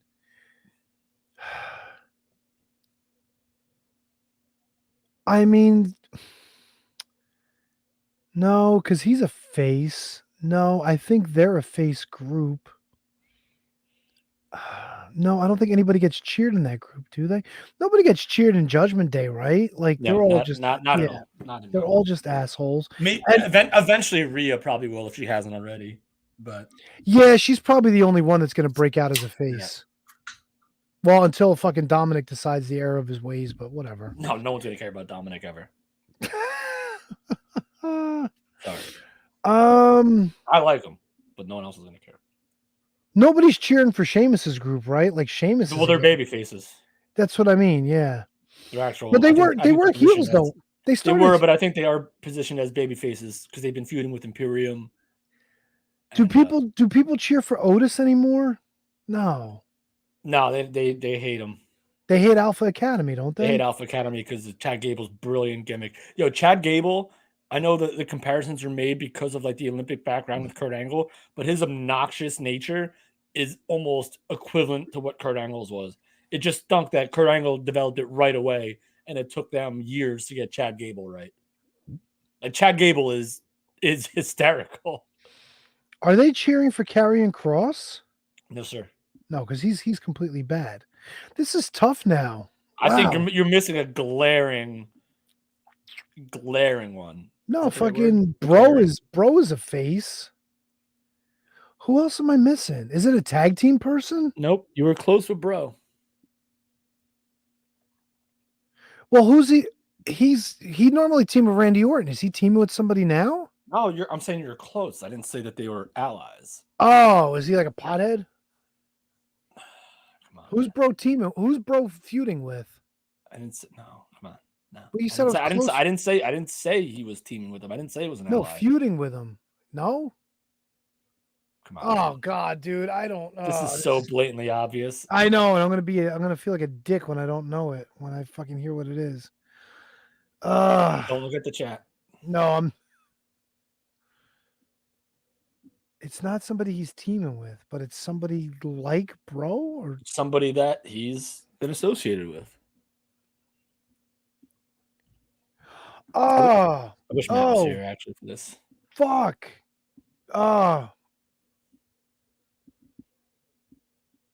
Oh, Elias? No. He's a No. babyface. All right. Well, then I don't know. I just saw a video Dude, you're missing like one of the top stars in the entire business. in the entire business. Former multi-time champion. It's Randy Orton? It's not Randy Orton. Well, that's what I mean. Oh, Edge? It's not Edge. Multi-time world champion. In the oh my God. Oh, Seth Rollins? Seth freaking All right, there you go. Rollins. There you go. Bro. All right, I got there. So the top 5 of the top, in my opinion, if anyone in the chat wants to throw someone else out there, I'll gladly listen. Top 5 cool heels. Number 5, Chris Jericho, Judas in My Mind. Number 4, Roman Reigns. Number 3, Seth freaking Rollins. Number 2, MJF, and number 1, Sami Zayn. Now I baby. want to take issue with fucking Mott Spook over here. I'm gonna call him Spook because it's Halloween. This is Tony's Tootsie Roll moment. Come on, dude, give me credit. I got it. What was that? He was saying I had a Tootsie Roll moment in coming up with Seth Rollins. All right, no, here's the difference, though. My answer was obvious. Yours was freaking delusional.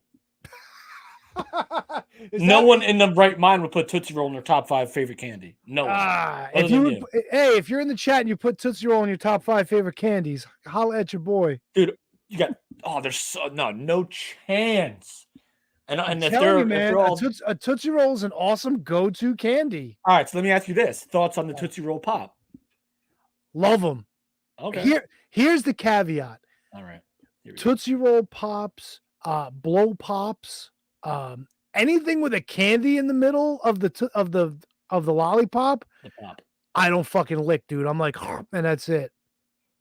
A lollipop with a gimmick inside it is wasted on me because I would just bite that shit. What do you think other people do? But they usually lick them to get to the center. Oh, you're talking No? about the pop. You bite the pop. Yeah. Lollipop. I Even was when I going to get, say, like, who licks the candy on the inside? no. Even like Who when I licks get the a- gum in the Tootsie Roll Pop? Like, who considers the gum the actual still part of the lollipop? And just no. What I'm saying is like I don't lick to get to it. Like I just chomp the shit. Like that's my gimmick. All right, so that's you're a certified nut job. I'll give you this too. Jolly Ranchers, Gobstoppers, I fucking chew the shit out of them. I'm a fucking maniac. I don't know All why. right, no, that that's is. fine. That's different. That's different. Yeah, but you ever try to chew a Gobstopper? Actually, It no, sucks. actually, not a Gobstopper, not a Jolly Rancher, or not. What were the other ones? Maybe a Gobstopper, like the 24-hour Gobstopper. Is that what we're talking about here? Yeah. So those, I actually enjoyed when the Jolly Rancher got down to like its thinnest, like thing, like where it just dissolved. I would do that sometimes, and then I would start folding it because you would get to that point where Yeah. it's Oh almost yeah, like- you fold it, 100% folder. But here's the thing, though. I'll say it's not candy, but when I have a cough drop, I can't. I crunch the cough, which probably defeats the whole purpose of yeah, the cough of drop. course it does. But I crunch a cough drop after 3 seconds. There was a cough drop I used to love as a kid. I would eat it like candy. It was like it was the red like ones. It was in a tin. no. It was called Brothers. They were like mushy cough drops. Oh, I don't know anything about that. Are you sure you're not talking about gummies? No. They were like gummy cough drops. It was like it began with L. The one that I'm thinking of, lozenges. But that's what a cough drop is a lozenge. Yes. But like it was like literally like they were essentially candy. They did nothing. Wait, was it Smith Brothers? Oh, maybe it was Pine Brothers. Yeah, here you Maybe go. it was the Good Brothers. Pine Brothers, Wild Cherry Gummy Drops. They were gummies. See, gummy drops are like I feel like way after like my time. Like I don't think as a child, I don't think I got Ludens is the one I'm thinking of. Ludens, yes. Ludens were the candy, straight up worthless, Ludens. but delicious. Ludens was the greatest. You know what I used to love as a That's right, kid what? too? What's that? We would get the fucking vitamins from the doctor. Like we'd get a prescription vitamin. So did And I. Dude, it was like we used to get like the fruit flavors. They were all different, and then Yeah, and they were eventually- little tiny little squares. Yep, and you just chew them. Yeah, and you had Oh it was like my God, orange or dude. purple. Probably those gave aren't myself all flavors, kinds of poisoning. I would fucking eat like 5 of them. They were so good. I remember loved the those. I remember flavor those of fucking 100%. things. We used to have those too. I don't know why they had to be prescriptions though, because I didn't get a vitamin for just about anything. Yeah, like you could buy Flintstones, which are pretty much the same thing. They were Flintstones, but they were just the prescription, like little tiny. They had a little letter. Yeah, they're on like, it. like little squares. I remember. Yep. They were awesome. Tony, you got another top 5 in you? Do I have one in me? No, but if you've got another one to roll with, I could probably come up with one. No. I meant I have another top 5. Do you Oh, all right, yeah, do you want to do one? Do I have? Yeah. Do I want to do one? Of course, I want to do one. Can you fire that? Oh, we're gonna do the music now the whole night. Yeah, the tunage up. Let's fire that tunage up, baby. Wow, look at this. If you're still here, this is the second top 5 in 5 minutes. And it's brought to you by the Shining Wizards Wrestling Podcast, where it's wrestling talk and talk about wrestling. I am your host, Kevin Joseph Garifo, a.k.a. KJG. And my guest at this time is the one and only Tony Z. Hey-o! So we're going to do another top 5. And then after this, Tony, what I want to do is I want to develop a top 5 with you. So right now, what we're going to do is, Tony, this is going to be a top 5 list of the top 5 most interactive wrestling entrance musics of all time, Interactive. where the audience just gets ingrained in the song and what the entrance Of is. all time. Yeah, don't get caught up on that. It's very Okay, nice. so how, like, when you say ingrained, like, do you What's the mean most? like? What are the wrestling theme songs, entrance musics that get the audience most engaged? So this regards the I all gotcha. time. But more than just like getting up and cheering. Or... Yes, they I don't want to get too much into it, but they get involved. They love it. and So, they like, do it. let me throw out an example. Like, Now, when is this an example? If you get it right, do I count it as a guess on the list? I don't think it is. What I'm saying is like people will hear Real American and they get that reaction because they know Hulk Hogan's coming. But that's If they're not just what you're standing up talking cheering, about. no one sings Okay. along to Real American. All right, no, I needed a parameter. Yeah. That's exactly what I was going for, and that's what I figured it would be. Okay, I'm gonna fire right out the box. I'm gonna say Enter Sandman for the Sandman. You know what, Tony? That's a fucking great guess, and I'm gonna punch myself for not having it on the list. Are you kidding me, Garifo? No, Oh that's my a God. terrible job by me. Dude. That's an absolute. That would be number 1 if I thought of it. Oh my God, dude. Dude, I'm so sorry. That's an egregious malfeasance of my Holy profession. shit. That would be number 1. Well, that would be number it 1, would've Tony. been. It would have been if you would have thought about it. All right, so how about this? How about we change it to current day? In the last Well, 4 change it to the- years. We'll change it to the top 6 and we'll just make that number 1. That's all. Why do we change it to people that are wrestling now? Now, all right, let me ask you this. Major promotion or are we encompassing everything? All major promotions. Like major talking like Impact, It's NWA, the same thing as it's the MLW? same thing. No, it's the same thing as before. All these lists Okay. are the same too. Okay, because I was gonna say, like, as much as I am not a fan of like Nick Gage, I know that people go absolutely fucking No. batshit crazy for his entrance. Damn, Oh. I'm kicking myself that I didn't get that Enter Sandman in there. That's a malfeasance of justice right there. I'm gonna start off with Jericho and Judas. Tony, you would be starting off right. That would be number 2. Chris No, Jericho, number 2. Judas in my mind. That's right. All right, I'm gonna go back just a little bit. These are all And pretty I'm- much. They're all wrestling right now. But just so you know. Well, I don't know if this guy is correct. I'm sure he is somewhere, but it's probably Oh, wait a minute. I got to look this up real quick because I have an awesome guess, but I don't know if he's going to be on the list. I just have to see where he's currently working. I worked on this one a lot too, and I can't believe I didn't get Enter Sandman on there, Something, dude. Shit happens sometimes. What are you going to do? bro. Oh, okay. This guy is currently with WWE, but apparently he's out of action. And I'm going to go for it. I don't even know if he still uses this music, but Kevin, my next guess would be Glorious. I will give it. I will give it. He doesn't use that music. That's a great one. Oh, Not on the list. Didn't even think about it.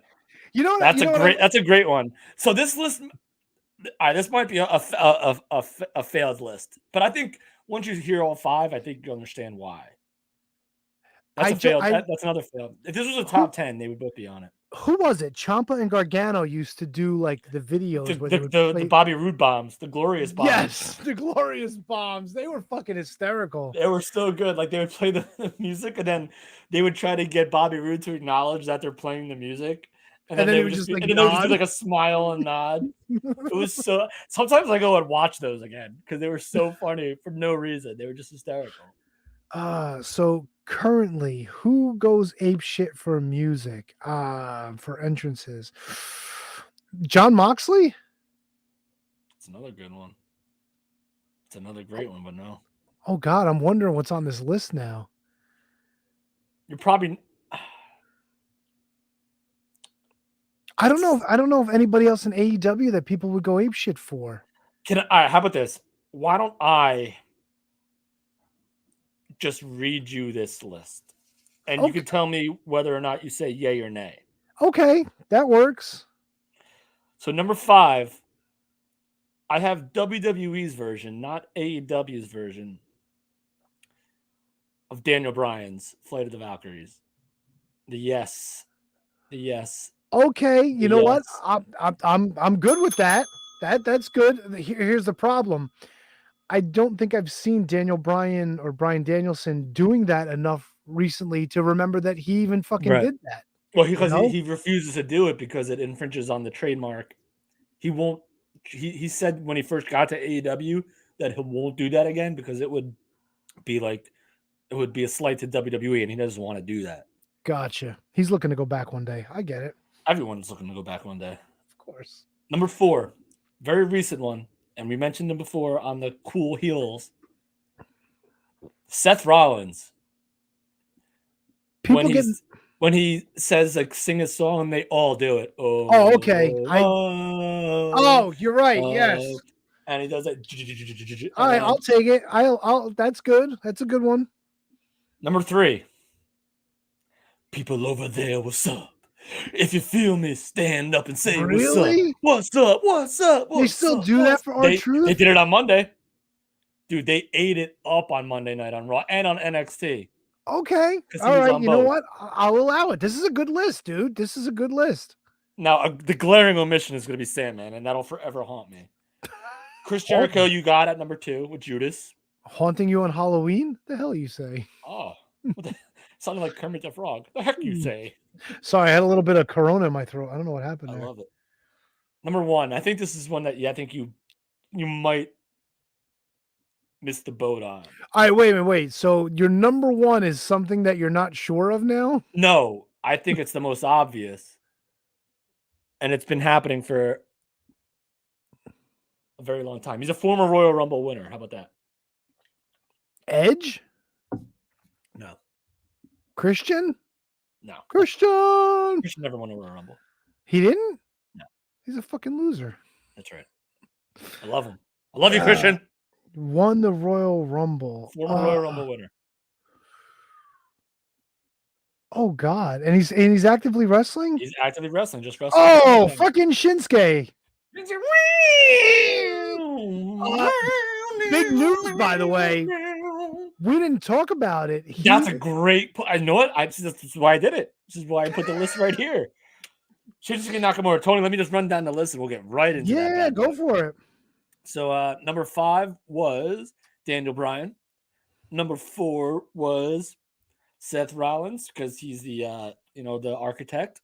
Number 3 was R-Truth. What's up? Number 2, Chris Jericho. Judas in my mind. And number 1 was Shinsuke Nakamura, man. They've been doing that for years, and they still eat it up. Oh, so sorry. I hate that I did not include Enter Sandman because that would clearly be number 1 to me. Let me ask you this. Go for it. What about Finn Balor with the dun dun dun? dun Yeah, that could be a dun, for sure. But he hasn't done that lately. No, he hasn't done that lately. Correct. So I guess it's what have you done for me lately? I guess.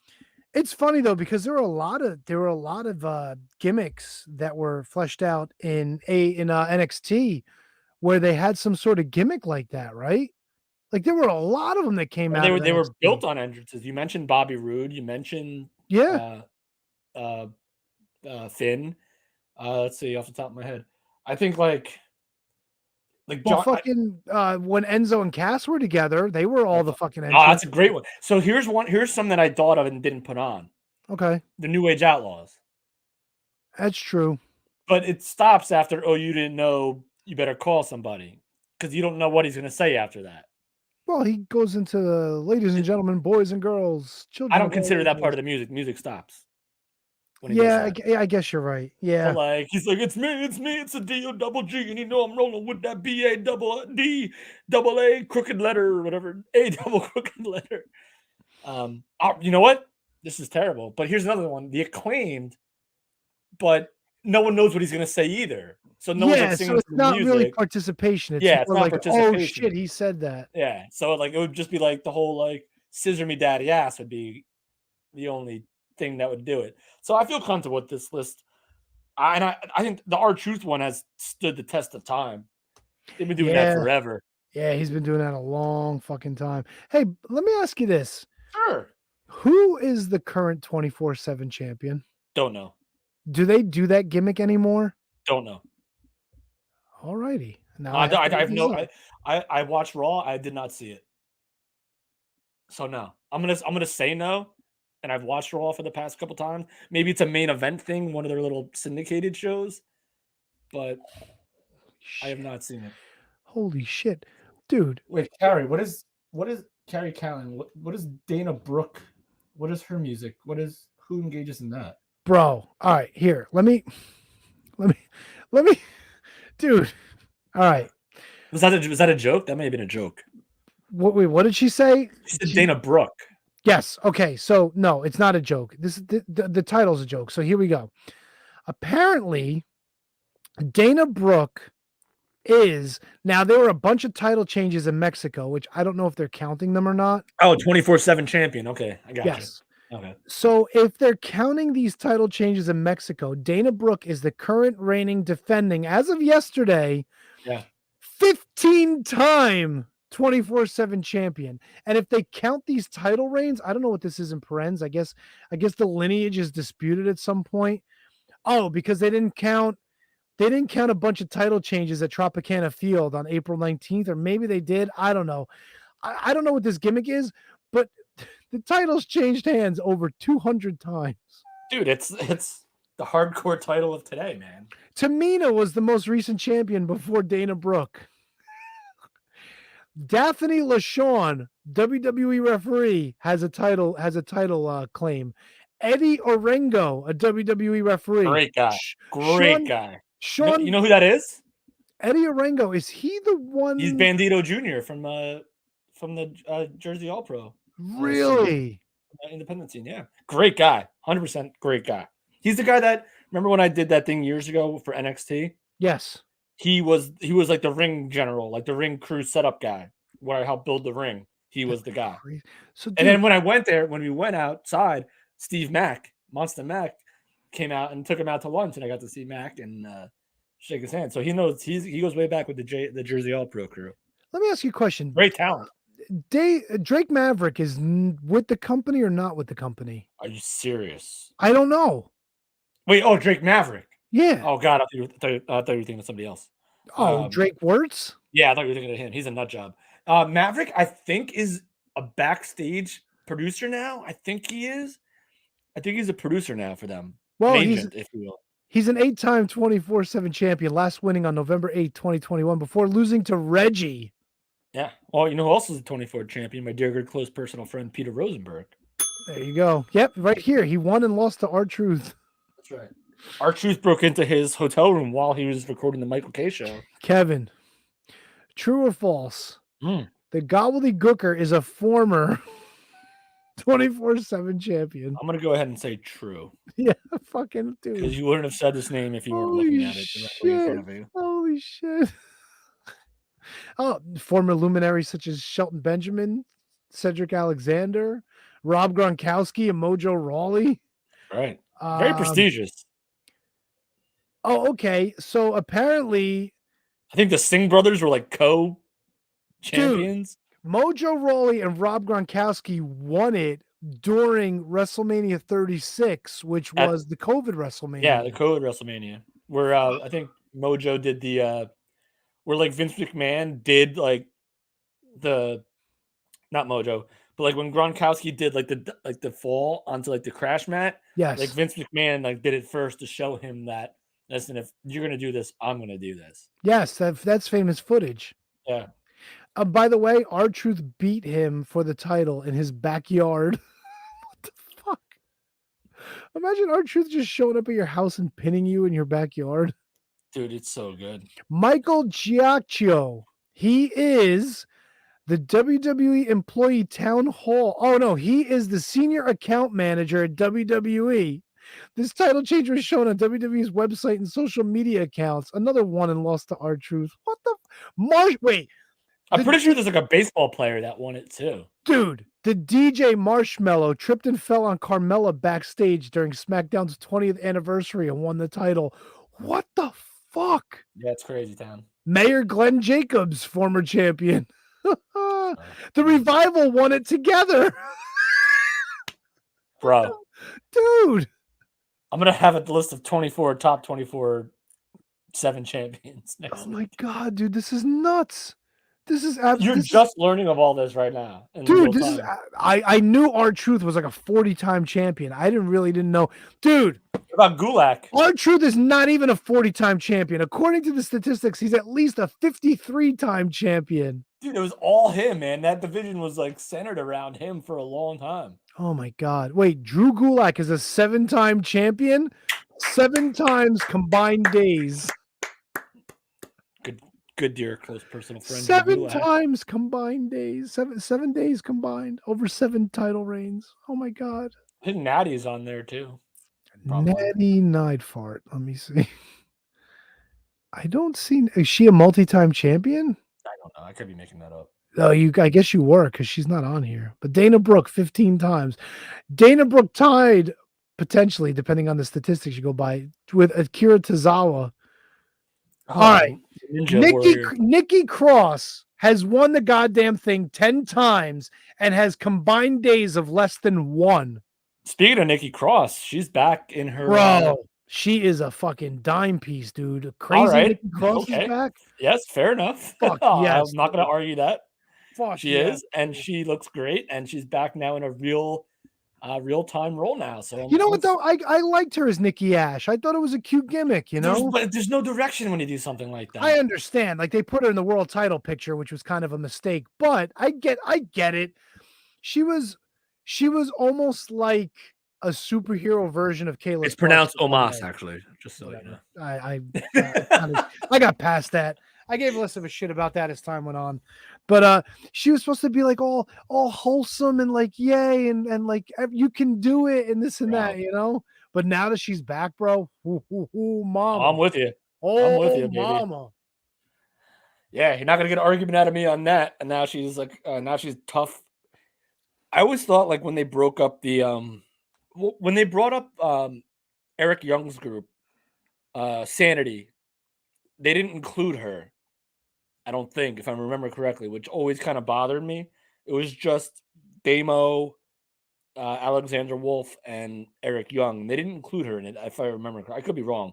If you're in the chat, please let me know. I kind of But then she came up like randomly in some other place, at some other time.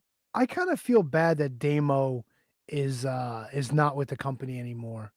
I think he was a nice guy, big dude, had talent. I just, he was just one of those, like, I guess he missed, It was a budget cut guy. And part of me just feels like what, like, I understand not doing live shows for 2 years hurts your budget, but now that Triple H is bringing all these guys back, where was the budget issue? Like, where was it? because it Kev, we know where the budget issue was. Vinnie Mac. Give her 15 million. Tell her to shut up. God damn it. Oh, I didn't think about that. I didn't put it in that perspective. 7 million for head? God damn. Fire Damo. Yeah, Damo was the casualty of Vince. Oh my God. Damo lost his job over a But even $7 before million that, yeah. blowjob. Like this goes back to like 2020, 2019, 2020. God. All those cuts for like years and years and years, and all of a sudden everyone's coming back. Like Damo got fired because fucking Johnny Ace needed his knob fucking polished. Yeah. Oh, sorry, kid. Oh, it's a real ace crusher. I'm sorry. Oh, Ugh, I can only imagine fucking Johnny Ace sitting in his office with a fucking young lady that he's paying off, fucking going to town, sticking a digit or two up his fucking hiney hole. Oh my goodness. Like a hiney hoe. Ugh. Kev, we got a top 5 you want to create, don't you? Yeah, because it's Halloween. Oh, I wish I had non-copyrighted spooky music to play. Let me put on a little costume here. I have a mask here. Let's put this on. Why not? Let's do this. Oh fuck, I don't have my magenta mask either. I can put that on. Go get it. We got time. Yeah, give me a second. I'll go grab that real quick. Let's do a little Don't stare at my Lanny Poffo legs either. Lanny Poffo legs. This is so tough. Why is it so hard to do? Putting on a lucha mask is something that I've been doing forever. Lucha Libre. All right, let's do this. Let's put this on. It's Halloween after all. My hair's too long. The zipper just hit my hair. That hurts. Holy crap. Hold up. Ah. Ah. Ow. Ah, all right. I think we're good. I'm good. Can you hear me, Tony? Yeah, I can hear you. I had to cut the thing so it would fit my head, but I got to loosen up the laces. Yeah, no, that's the one. Is that the one that I gave you for Christmas? Yeah, and I love it. The problem was it was a little like my head. Yeah, actually, I probably should have gone with one without laces. That probably would have been better. No. It's better that it has laces because what I did was I cut the top of the mask so I could have it like in just open. Let me see if I can get this on. I got to take my glass. That's the other thing too. I'm going to be down glasses. No. That's all right. I can't see for shit to begin with. Oh no, is it too small? No. I'll get it on. I just got to open up the laces. That's the problem. I got it laced up too tight. Okay. I'll get it on there.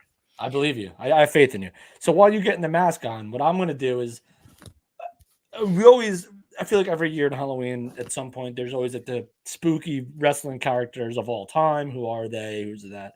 I want to know who you think the top 5 current like spooky wrestlers are that are current day. Current wrestlers is spooky? Dude, like, all right, so I started the top 5, but I couldn't finish it because I started it too late. So, like, really, like, the only 2 that I had were, like, Abaddon. Where has she been? I don't know. Abaddon. Abaddon, there it is. Hey-o! There it is. So, Abaddon, and then I thought of Max the Impaler. All right.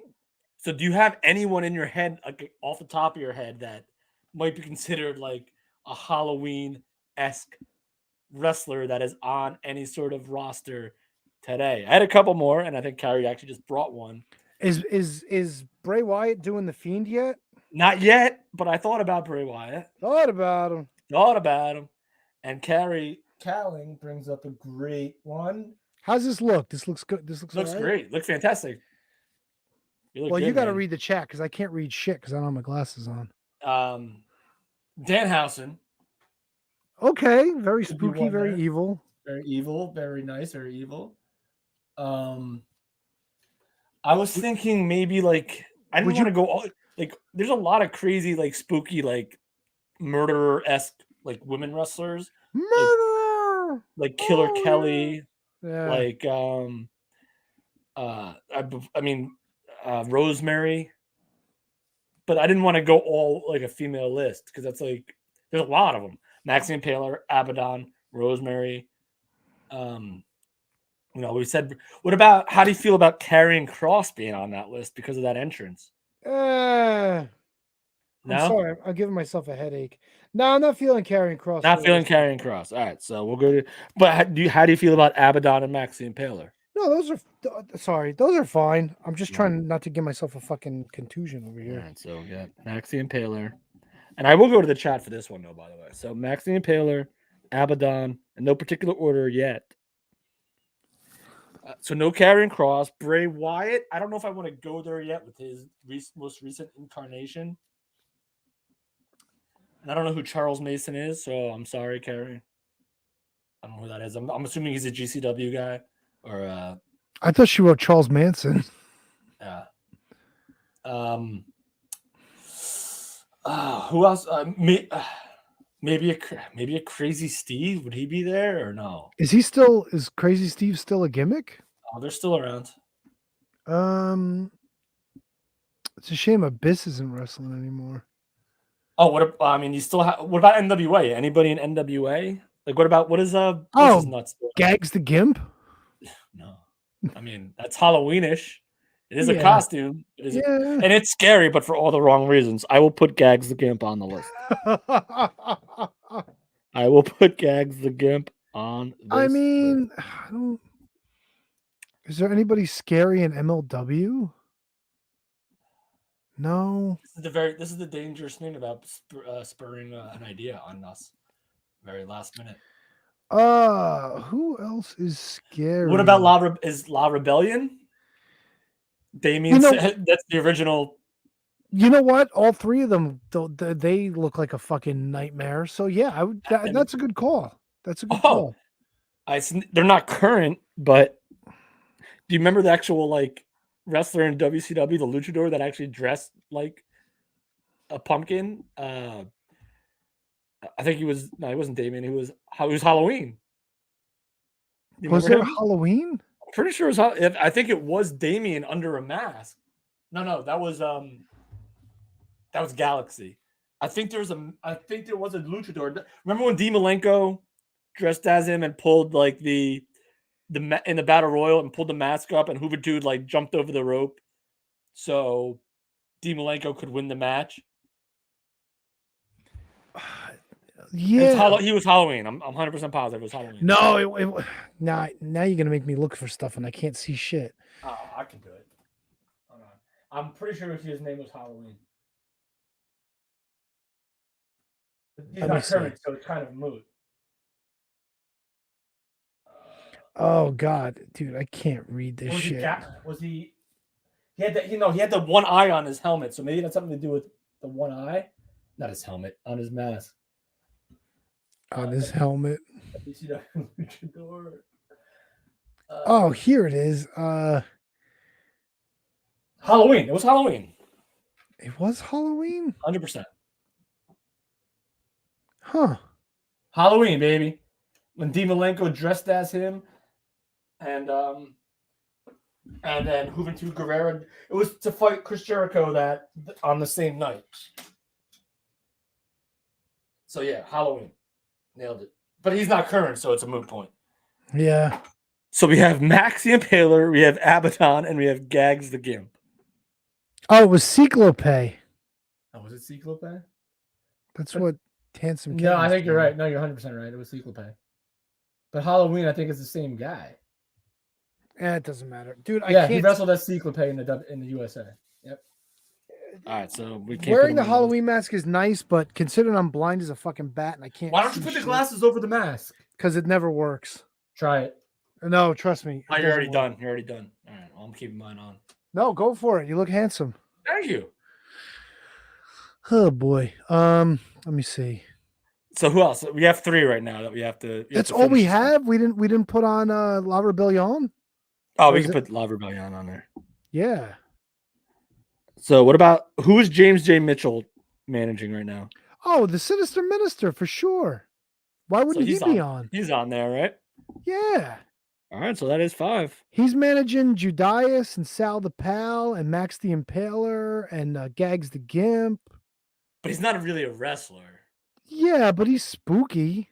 He is spooky. You're right about that. He's definitely a Halloween character. What about the Parks? Are they still around? Los Parks? Oh God. They're not in MLW.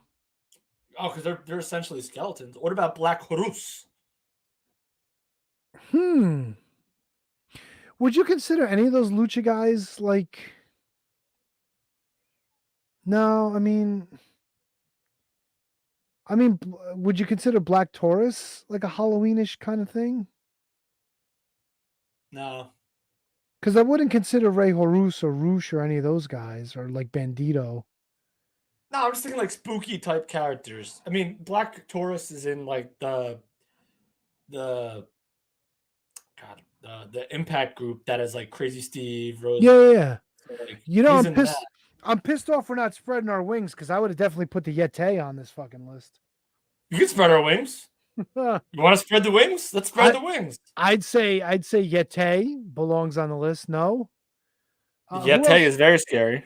Who else was like a spooky character at that point? Kevin Sullivan, the Taskmaster. So some stranger in the chat just put Rhea Ripley is pretty scary. I wish I knew who that was. Yeah, we have no idea.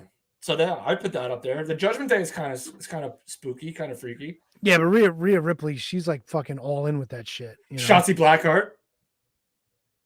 Shotzi is up there. She's spooky. She's kind of iffy. No, I'll give you that kinda one. Shotzi. I'm not 100% on that one, but I'll give you that one. Well, the whole Dungeon of Doom. I could do Well, if we're spreading our wings, the whole Dungeon of Doom is fantastic. yeah, some of them better than others. What? Like Name names. I'd go Kamala over Shark. Yeah, Shark wasn't very scary. Kamala, Heyday Kamala was very scary. Zodiac I'd put him up there. You know what sucked about that? Zodiac is like one of my favorites of all time. Of course. But no, he really is, without a doubt. But it always stunk that his face paint always like wore off. And like you knew exactly who he was by like the end of any match that he was in. Like so, like if Zodiac had a mask on with maybe like you know how Rey Mysterio has like his little feather thing, Yeah, on his yeah. mask now. Like if they had like a Zodiac like thing where like on top of like a mask and that, like that's another top 5. I have top 5 terrible lucha masks that I have in the hopper. Current day terrible lucha mask. Current day. I would make it 90s WCW terrible lucha masks. Oh, there's a bunch there. Super Colo comes to mind. No, that was awesome. What, the guy with the fucking beret on his head? The hat and the sunglasses and the Kangol hat. Gold. I think anything with horns has to be on a list of awful lucha masks. Dude, that's what Black Taurus. I don't know how he doesn't puncture people. They're probably like foam or some shit. Oh, Psycho Clown. The dude from Mexico. Yeah, sure. He's been in MLW. I would have never thought of him. I would have never thought of him in a million years. He's like the hardcore dude. I know who he is. I would have never thought of him now for this list. Yeah, well, the only reason I remember is because MLW made such a big deal out of him, and apparently he is a big fucking star in Triple. No, I mean I watched him on Triple Mania. I saw him. I get it. But you didn't like Triple Mania too much. No, it was stupid. As stupid as Marco Stunt.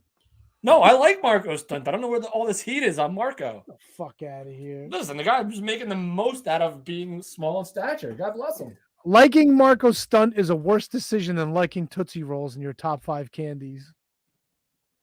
No, I said it. I said it. No, listen, hey, to each his own. That's your Tootsie opinion. Roll, Marco Stunt. There you go. That's all you need to know. Marco He Stunt doesn't might have as to well. Marco Stunt might as well be a Tootsie Roll. Oh, he's a Same vanilla size. Tootsie Roll. Same size. He fun size. That was his whole gimmick. Oh, is that what it was? That's Anybody right, whose fun- gimmick is based on a candy bar fucking size.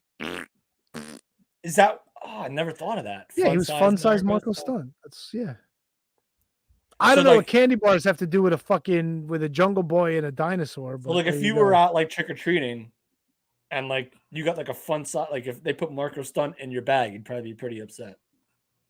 No, because I'd take him home and I'd pet him and feed him and stuff. No, but like the fun size, like remember like the little Like fun size candies. the tiniest of candies.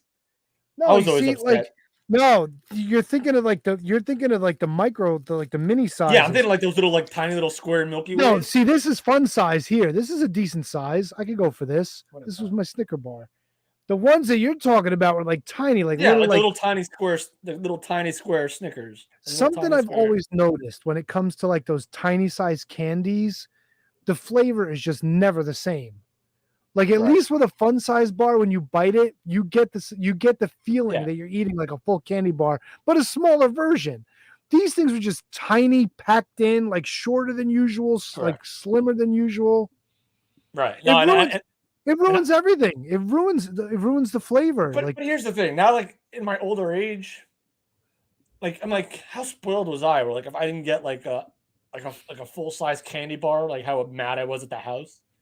Like yeah, but that's a kid's thing to be. get out of here. Like come on, like this is a free candy bar, no matter what size. You're getting not paying anything for it. Enjoy it. And God forbid, God knows a lot of kids these days don't need a whole lot of candy. Hot take. Let me Don't ask need you it. this. Diabetes. Were you the recipient of a bag of pennies? Oh, of course. All right, there you go. 50 cents, 50 pennies in a little fucking Ziploc. 50 cents? 100%. Holy shit. I used to get like spitballing on the number, but I used to get like a dime, like 10 pennies in a little Ziploc bag. and again, like I don't remember like I used to get pissed off because I'd love to get me a quarter to go down to the arcade or the deli and play a video game. You know what I'm saying? Whatever happened to the value of a quarter? Although I'll tell you this much, with 10 pennies, I can go down to the liquor store and get myself the Smidgy Tootsie Rolls, the small ones. They were a penny a piece. Bro, you just said like when you were 10 years old, I can go down to the liquor store. Yeah, the liquor store used to sell. They used to sell candy at the liquor store. They still do. Fucking great. We would go to the Valley Sweet Shop. It was called. Oh, we have a sweet shop. We used to have a sweet shop in Rutherford. And that's where I got a lot of my wrestling VHSs. They would have Tootsie Rolls for a penny. They would have Jolly Ranchers for 2 cents. They would have Gator gum for 5 cents. Remember Gatorade gum? Did you? Oh, Gator! I fell asleep with Gatorade gum in my hair one time. I think like a whole chunk of my hair cut out. Of course you did. But Tony, did you ever see this gum? It was a nickel for a piece, but they had these little wrestling, like almost like little miniature 8x10s in. No, that I never saw. The only thing I ever saw the gum was like I can remember what it was, but they were these. You get it by the piece, and there would be like a little miniature, like the size of the piece of the gum, 8x10 of the wrestlers, and we're talking like 91. So we're talking like Rick Martel. We're talking like nah, dude. I would have ate that shit up, dude. I had no idea, dude. It was the only thing that this is my cross to bear. JJ Rogue brings up a good point. How did you get gum in your hair? What's the story there? I went to bed chewing a piece of gum, and it ended up in my hair. Ended up all over my face, in my hair. And Kevin, here's the story, Rogue. Kevin, in his youth, was dreaming that he was Mr. Perfect, so he went to bed chewing gum with fantasies of hitting home runs with Wade Boggs. That's right. Thought I could get it out of there. No, I then woke up and my mom had to cut it out. I had a big gap in my hair. That's hilarious, dude. Yeah. But dude, I'm telling you, Tony, I wish I knew the name of this. I wish I knew that they existed. I would have bought them shits up like crazy. I wish I'm there's probably a chance it's still. I know the garage is no longer a thing. We used to also have the Bazooka Joe like for 5 cents. Right. It's exactly like the Bazooka Joe. And it had a fucking wrestler picture. It had a wrestling picture in it. Dude, that sounds amazing. That sounds so amazing. It's the only thing I ever shoplifted in my life. When I was a kid. I couldn't afford the nickel. So I went and took a piece of the gum with the little wrestler 8x10 in it. Those old ladies should have been giving out more pennies at Halloween. Yeah. They deprived the young Kevin Garifo of getting WWE action figure gum. Not action figure gum. Well, whatever. You know what I meant. 8x10. You were the 8x10 gum. There you go. Oh, dude. There you go. It was so good. Halloween was fun. This year, a little disappointed. Not a lot of people came to the house, but that means I got a lot of leftover candy upstairs. Which means you're gonna be. Which means We don't even need to get you. We don't need to get you the sumo suit. You're just gonna be sumo Tony next week. And I'm gonna be shitting fucking almond joys all night. Oh man, almonds. A nice coconut shit tomorrow morning. Listen. As soon as I get out of here, I'm going up and I'm whatever's left. I'm digging. I'm taking at least 4 mounds bars. Oh my god! Now I'm itching to fucking go get more candy, dude. Yeah. And since we've been sitting here, I had a Kit Kat, I had fucking Reese's Pieces, I had a Snicker bar. Ooh, Reese's Pieces is very underrated candy. And you know what the worst part was? Tonight was taco night. I know it's not Tuesday, but we had tacos tonight. From where? So my wife made them. My wife. All right. Here's the best but the worst gimmick ever, right? Okay. So we got the taco kit. You know, you get the mix that you mix in with the ground beef, and you get like the taco shells and shit. All right. But dude, these taco shells, they're flour, so they're the soft ones, but they're like a cone where you take it, you open it up, and you stuff all the shit inside the cone. So it's like a hot pocket, but it's yes. a taco. But there's the hot pocket. Yes, good one. I like that. The problem with the gimmick is you really have to layer everything. Oh, it's like a sundae. Yeah, so but you kind of have to I'll put the sour cream on the side, then I'll get the taco meat. So you got to layer it sideways and then turn it up to eat it like a fucking Hot Pocket. It's a good gimmick, but the execution is rough because you really got to be. It's a pre-made taco mix. Yeah, so you buy the taco mix in the shells, and then you just fry up some ground meat. And when the meat's all ground up, then you just mix in the taco mix, and there I wasn't you go. sure if the ground beef was part of the taco mix. No, you gotta you just buy the taco. You get the mix, you get the shells, and then you get a thing of salsa. You put it in a bowl or whatever, and then you can put the salsa on and shit. I'm not gonna lie to you, taco sounds amazing right now. Oh, they were good. They were good. It was a little.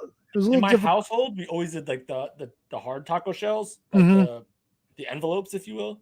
Yeah. But, when I go to Taco Bell, I always get the flour tortilla. Oh, the softs rule. The soft tacos are incredible. You can get soft tacos for at home. They sell them. I'm aware. You should definitely have a taco night, dude. Tacos are. I might just good order shit. Taco Bell right now. Fuck yeah, dude. Fucking send off Halloween with a fucking bang. Candy and Taco Bell. I love it. Work. Fuck yeah. Taco Tuesday means I'm taking off tomorrow. Taco Receipt Tuesday. That's it. Fucking A, dude. No, I'm not gonna do it. I know you wouldn't. I can't do it. Won't do it. I can't take the delivery fees for freaking Grubhub and all that stuff. Oh, believe me, I understand. Principle thing. I understand. There's a lot of times lately where I'll order shit and I'll just go pick it up now because I'm like, fuck that. Between the delivery fees and the tips and shit, it's like tax. It's nuts. It is. It is. It is wild. Are we pulling this train into the station? I think we are, man. Unless there's anything wrestling related you want to talk about. Dude, I talked about everything I needed to. I needed to get some shit off my chest. Fucking the shit that was fun this week, the shit that bugged me this week. Hold on real quick. We never actually talked about it. I know. Good call. Muta Shinsuke. Yes, on January 1st for Pro Wrestling Noah, their big show. Whoa. Nakamura is going to be heading back to Japan to wrestle Great Muta. We're in wild times, Tony. It's crazy which makes me think this whole thing with Carl Anderson is a bit of a work. Which means we may see some people show up at Wrestle Kingdom that we weren't expecting, maybe. So now, what is Shinsuke going to Noah to fight Muta? How does that implicate, or how does that impact any potential relationship with New Japan? I don't think they care because look, over the years, like New Japan, All Japan, Noah, they've all worked together. Right now, I didn't mean anything like that, but I mean, does this mean that now WWE would rather work with Noah as opposed to New I don't Japan? think so. I think this is a thing for Muta. Yeah, Nakamura probably approached him, and they probably said, "Hey, no problem, go for it." Dude, Triple H is not stupid. Triple H is a savvy guy. He knows this can only help the help Noah, help Muta, and help Nakamura. Dude, and I'll say this: I'd be shocked if we don't see another major run out of Shinsuke in WWE. I think it's possible. It might not be imminent, but I think it's definitely possible. Like I hope so. I think Shinsuke can be the top guy that I thought he was going to be when he won that Royal Rumble. Yeah, that whole Royal Rumble was a bummer, man. Asuka won, she didn't win at Mania. Nakamura won, he didn't win at Mania. But to be fair, AJ Styles was on top of his game at that point too. Oh, for sure. And I think they just wanted to give us the marquee money match that everyone, all of us, types of wrestling. A lot of times it just winds up coming down to circumstances. Yeah, but I think the time now, Shinsuke is going to strike while the iron is hot. And while I do think that eventually, listen, a lot of stuff has happened since Cody Rhodes came back. Whoa! Whoa! You're only smoking mirrors. Whoa! There goes Cody Rhodes. I only ever do that to get you to sing it, and it works every time. Whoa! There's the Steve Lombardi. Whoa! There's Cody Rhodes. It's John Cena singing Cody Rhodes. Yeah, the funny thing was when John Cena was doing that, at one point Jericho's in the back and he jumps in harmonizing with him, and it fucking just makes me laugh so much more. I've never noticed that part. Yeah, you got to check it out. I will. And you just hear Jericho like harmonizing with him. It's so good. I will be 100% disappointed if the person that doesn't take the belt off Roman Reigns isn't Cody Rhodes. I'd be totally bummed, but I feel like Bray Wyatt's back now. Drew McIntyre's still there. I feel like Shinsuke and Nakamura's in line for a big run. Edge is still there. Randy Orton's coming back. We might reach the point when this whole bloodline thing is over that we do see two champions again. I think so too. I don't think that's off the table yet. So we could potentially once again have all these things, come together. Oh, Jesus Christ. All right, guys. Thank you very much for joining us tonight on the Shining Wizards Wrestling Podcast, episode 609. Be sure to join us next week when we have something going on, I'm sure. Oh, God forbid you read a fucking email. Yeah, Alan Angels is on next week. Oh no. We almost had to reset the counter. Oh no. All right. I need this story before we wrap I would have been here like 5 minutes earlier. But I had to fucking blaze up the driveway, up the stairs into the house, run by Rhiannon and just yell, "Bubble guts." Keep going. It was bad. Oh, good God. Well, I got in the car. I got in the car and something happened. I'm sorry. Your name is? Yeah, what the fuck? Why are you acting like I don't exist? We weren't sure who it was, dude. Yeah, a lot of people with you two motherfuckers. There's at least two other people I'm aware of that are on Facebook alone that have your exact name. So. Yeah, there were a lot of Bowmans in there tonight. Oh yeah. All right. Matt, there were. I hope you fucking choke on that mask. Stupid. Like them apples. Wow.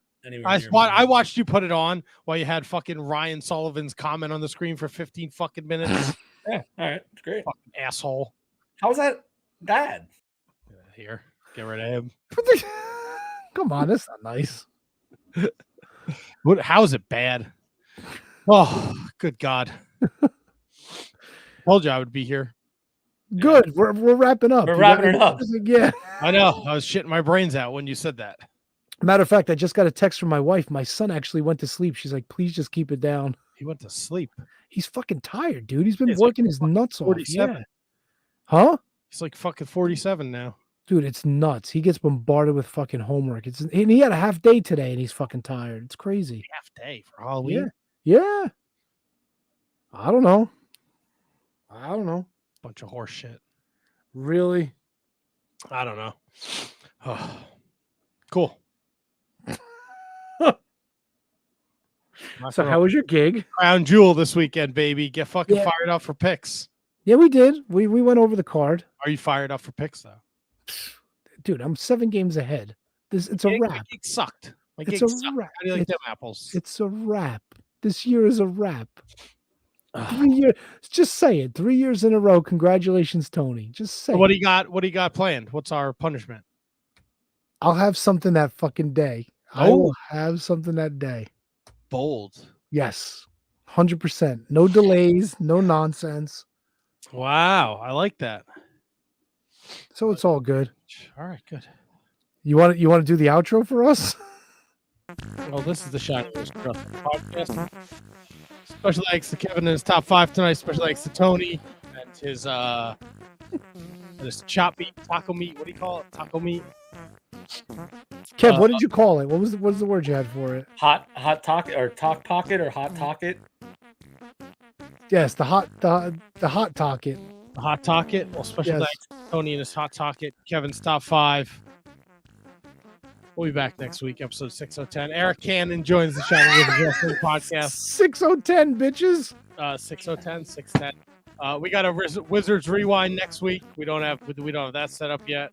And a curtain. Nobody talks to each other anymore. Sal Renaro on the 14th. We'll go down the aisle. The anniversary show. That's 3 it. weeks away. 3 weeks away. That's nuts. And hopefully one of our fellow wizards will bring home our coveted Can You Beat That championship. Did you I know we're wrapping up. A real quick question. Did you talk about Crowbar in New Japan? No, Did we not. did not. Well, you Crowbar wrestled for New Japan over the weekend. on Thursday night. He also sent me a message on Twitter. About Ace Darling? Yeah. What'd he say? He said Tony could not be more wrong. He's not going to spoil it. And I'm pretty sure Ace Darling didn't wrestle this weekend, Tony. You think it's the end of the feud? You think it's over? I think somebody else came out and wrestled and won a title. Dave LaGreca wrestled. That was not Dave LaGreca. Some magic Midnight Mike. I don't know. Midnight Mike from fucking Mike Norengonger? Dear God, no. Unless he was doing his Ultimate Warrior gimmick. Oh, shit. One Warrior Nation came back? Yeah, One Warrior Nation came back. Did he really? No, he did not come back. I don't. It's some guy named Mike. Oh, I know. He's like an old man. He won the Tri-State title, didn't he? Yeah, I think that was the surprise. Yeah, and fucking Bull James beat Justin Carino. I'm up on the fucking All right, well, ISPW. boy, you were wrong then. Dude, it's not over. Trust I don't me. think so. Are you Trust calling me. him Crowbar again? Don't worry. His time will come. I'll get one over on him yet. Don't worry. I like it. Well, shout out. I got to sit next to my man Brandon Haney at New Japan Friday night. I got to see Fat Fingers Phil, Bullet Club Rob, fucking Milwaukee Tom, and William Mercier Jr. Does Milwaukee Tom just live in New Jersey now? Bro, I think he flew out like Thursday afternoon, Friday morning, and then he was flying back and going to work Saturday at noon. Good for him. Fuck that, dude. It was late when I said goodbye to them. It was like fucking 1 o'clock. Yeah, I know. It only took you 45 minutes to get home. That was the chatter in the Discord. Well, I don't know what to fucking tell the rest of these guys. Oh boy. All right. Well, that's it. I got nothing else. I plugged everything for next week. So Wizards then, Rewind. Eric Cannon, episode 610 at Wizards Podcast on all forms of social media. and then I guess we need to do this. Wait a Oh, minute. God, my stomach. Oh God, bubble guts. I don't know what it is, man. I didn't eat a lot today. Falafel? No, Rhiannon had falafel yesterday. I had a burger. Oh God. It was good. Nice and undercooked. It's a good burger. Home of the good burger. All right, good. Welcome to Good Burger. Home of the good burger. Jalapenos and cheese. Oh, no wonder. I don't know, dude. That came out of nowhere. Usually I'm a morning pooper. Well, apparently not tonight. Oh, that's not a good sign, man. Good night, Gracie. Go listen to You Phil gonna- Ray on Turnbuckle Throwbacks. Are you gonna turn off the rant?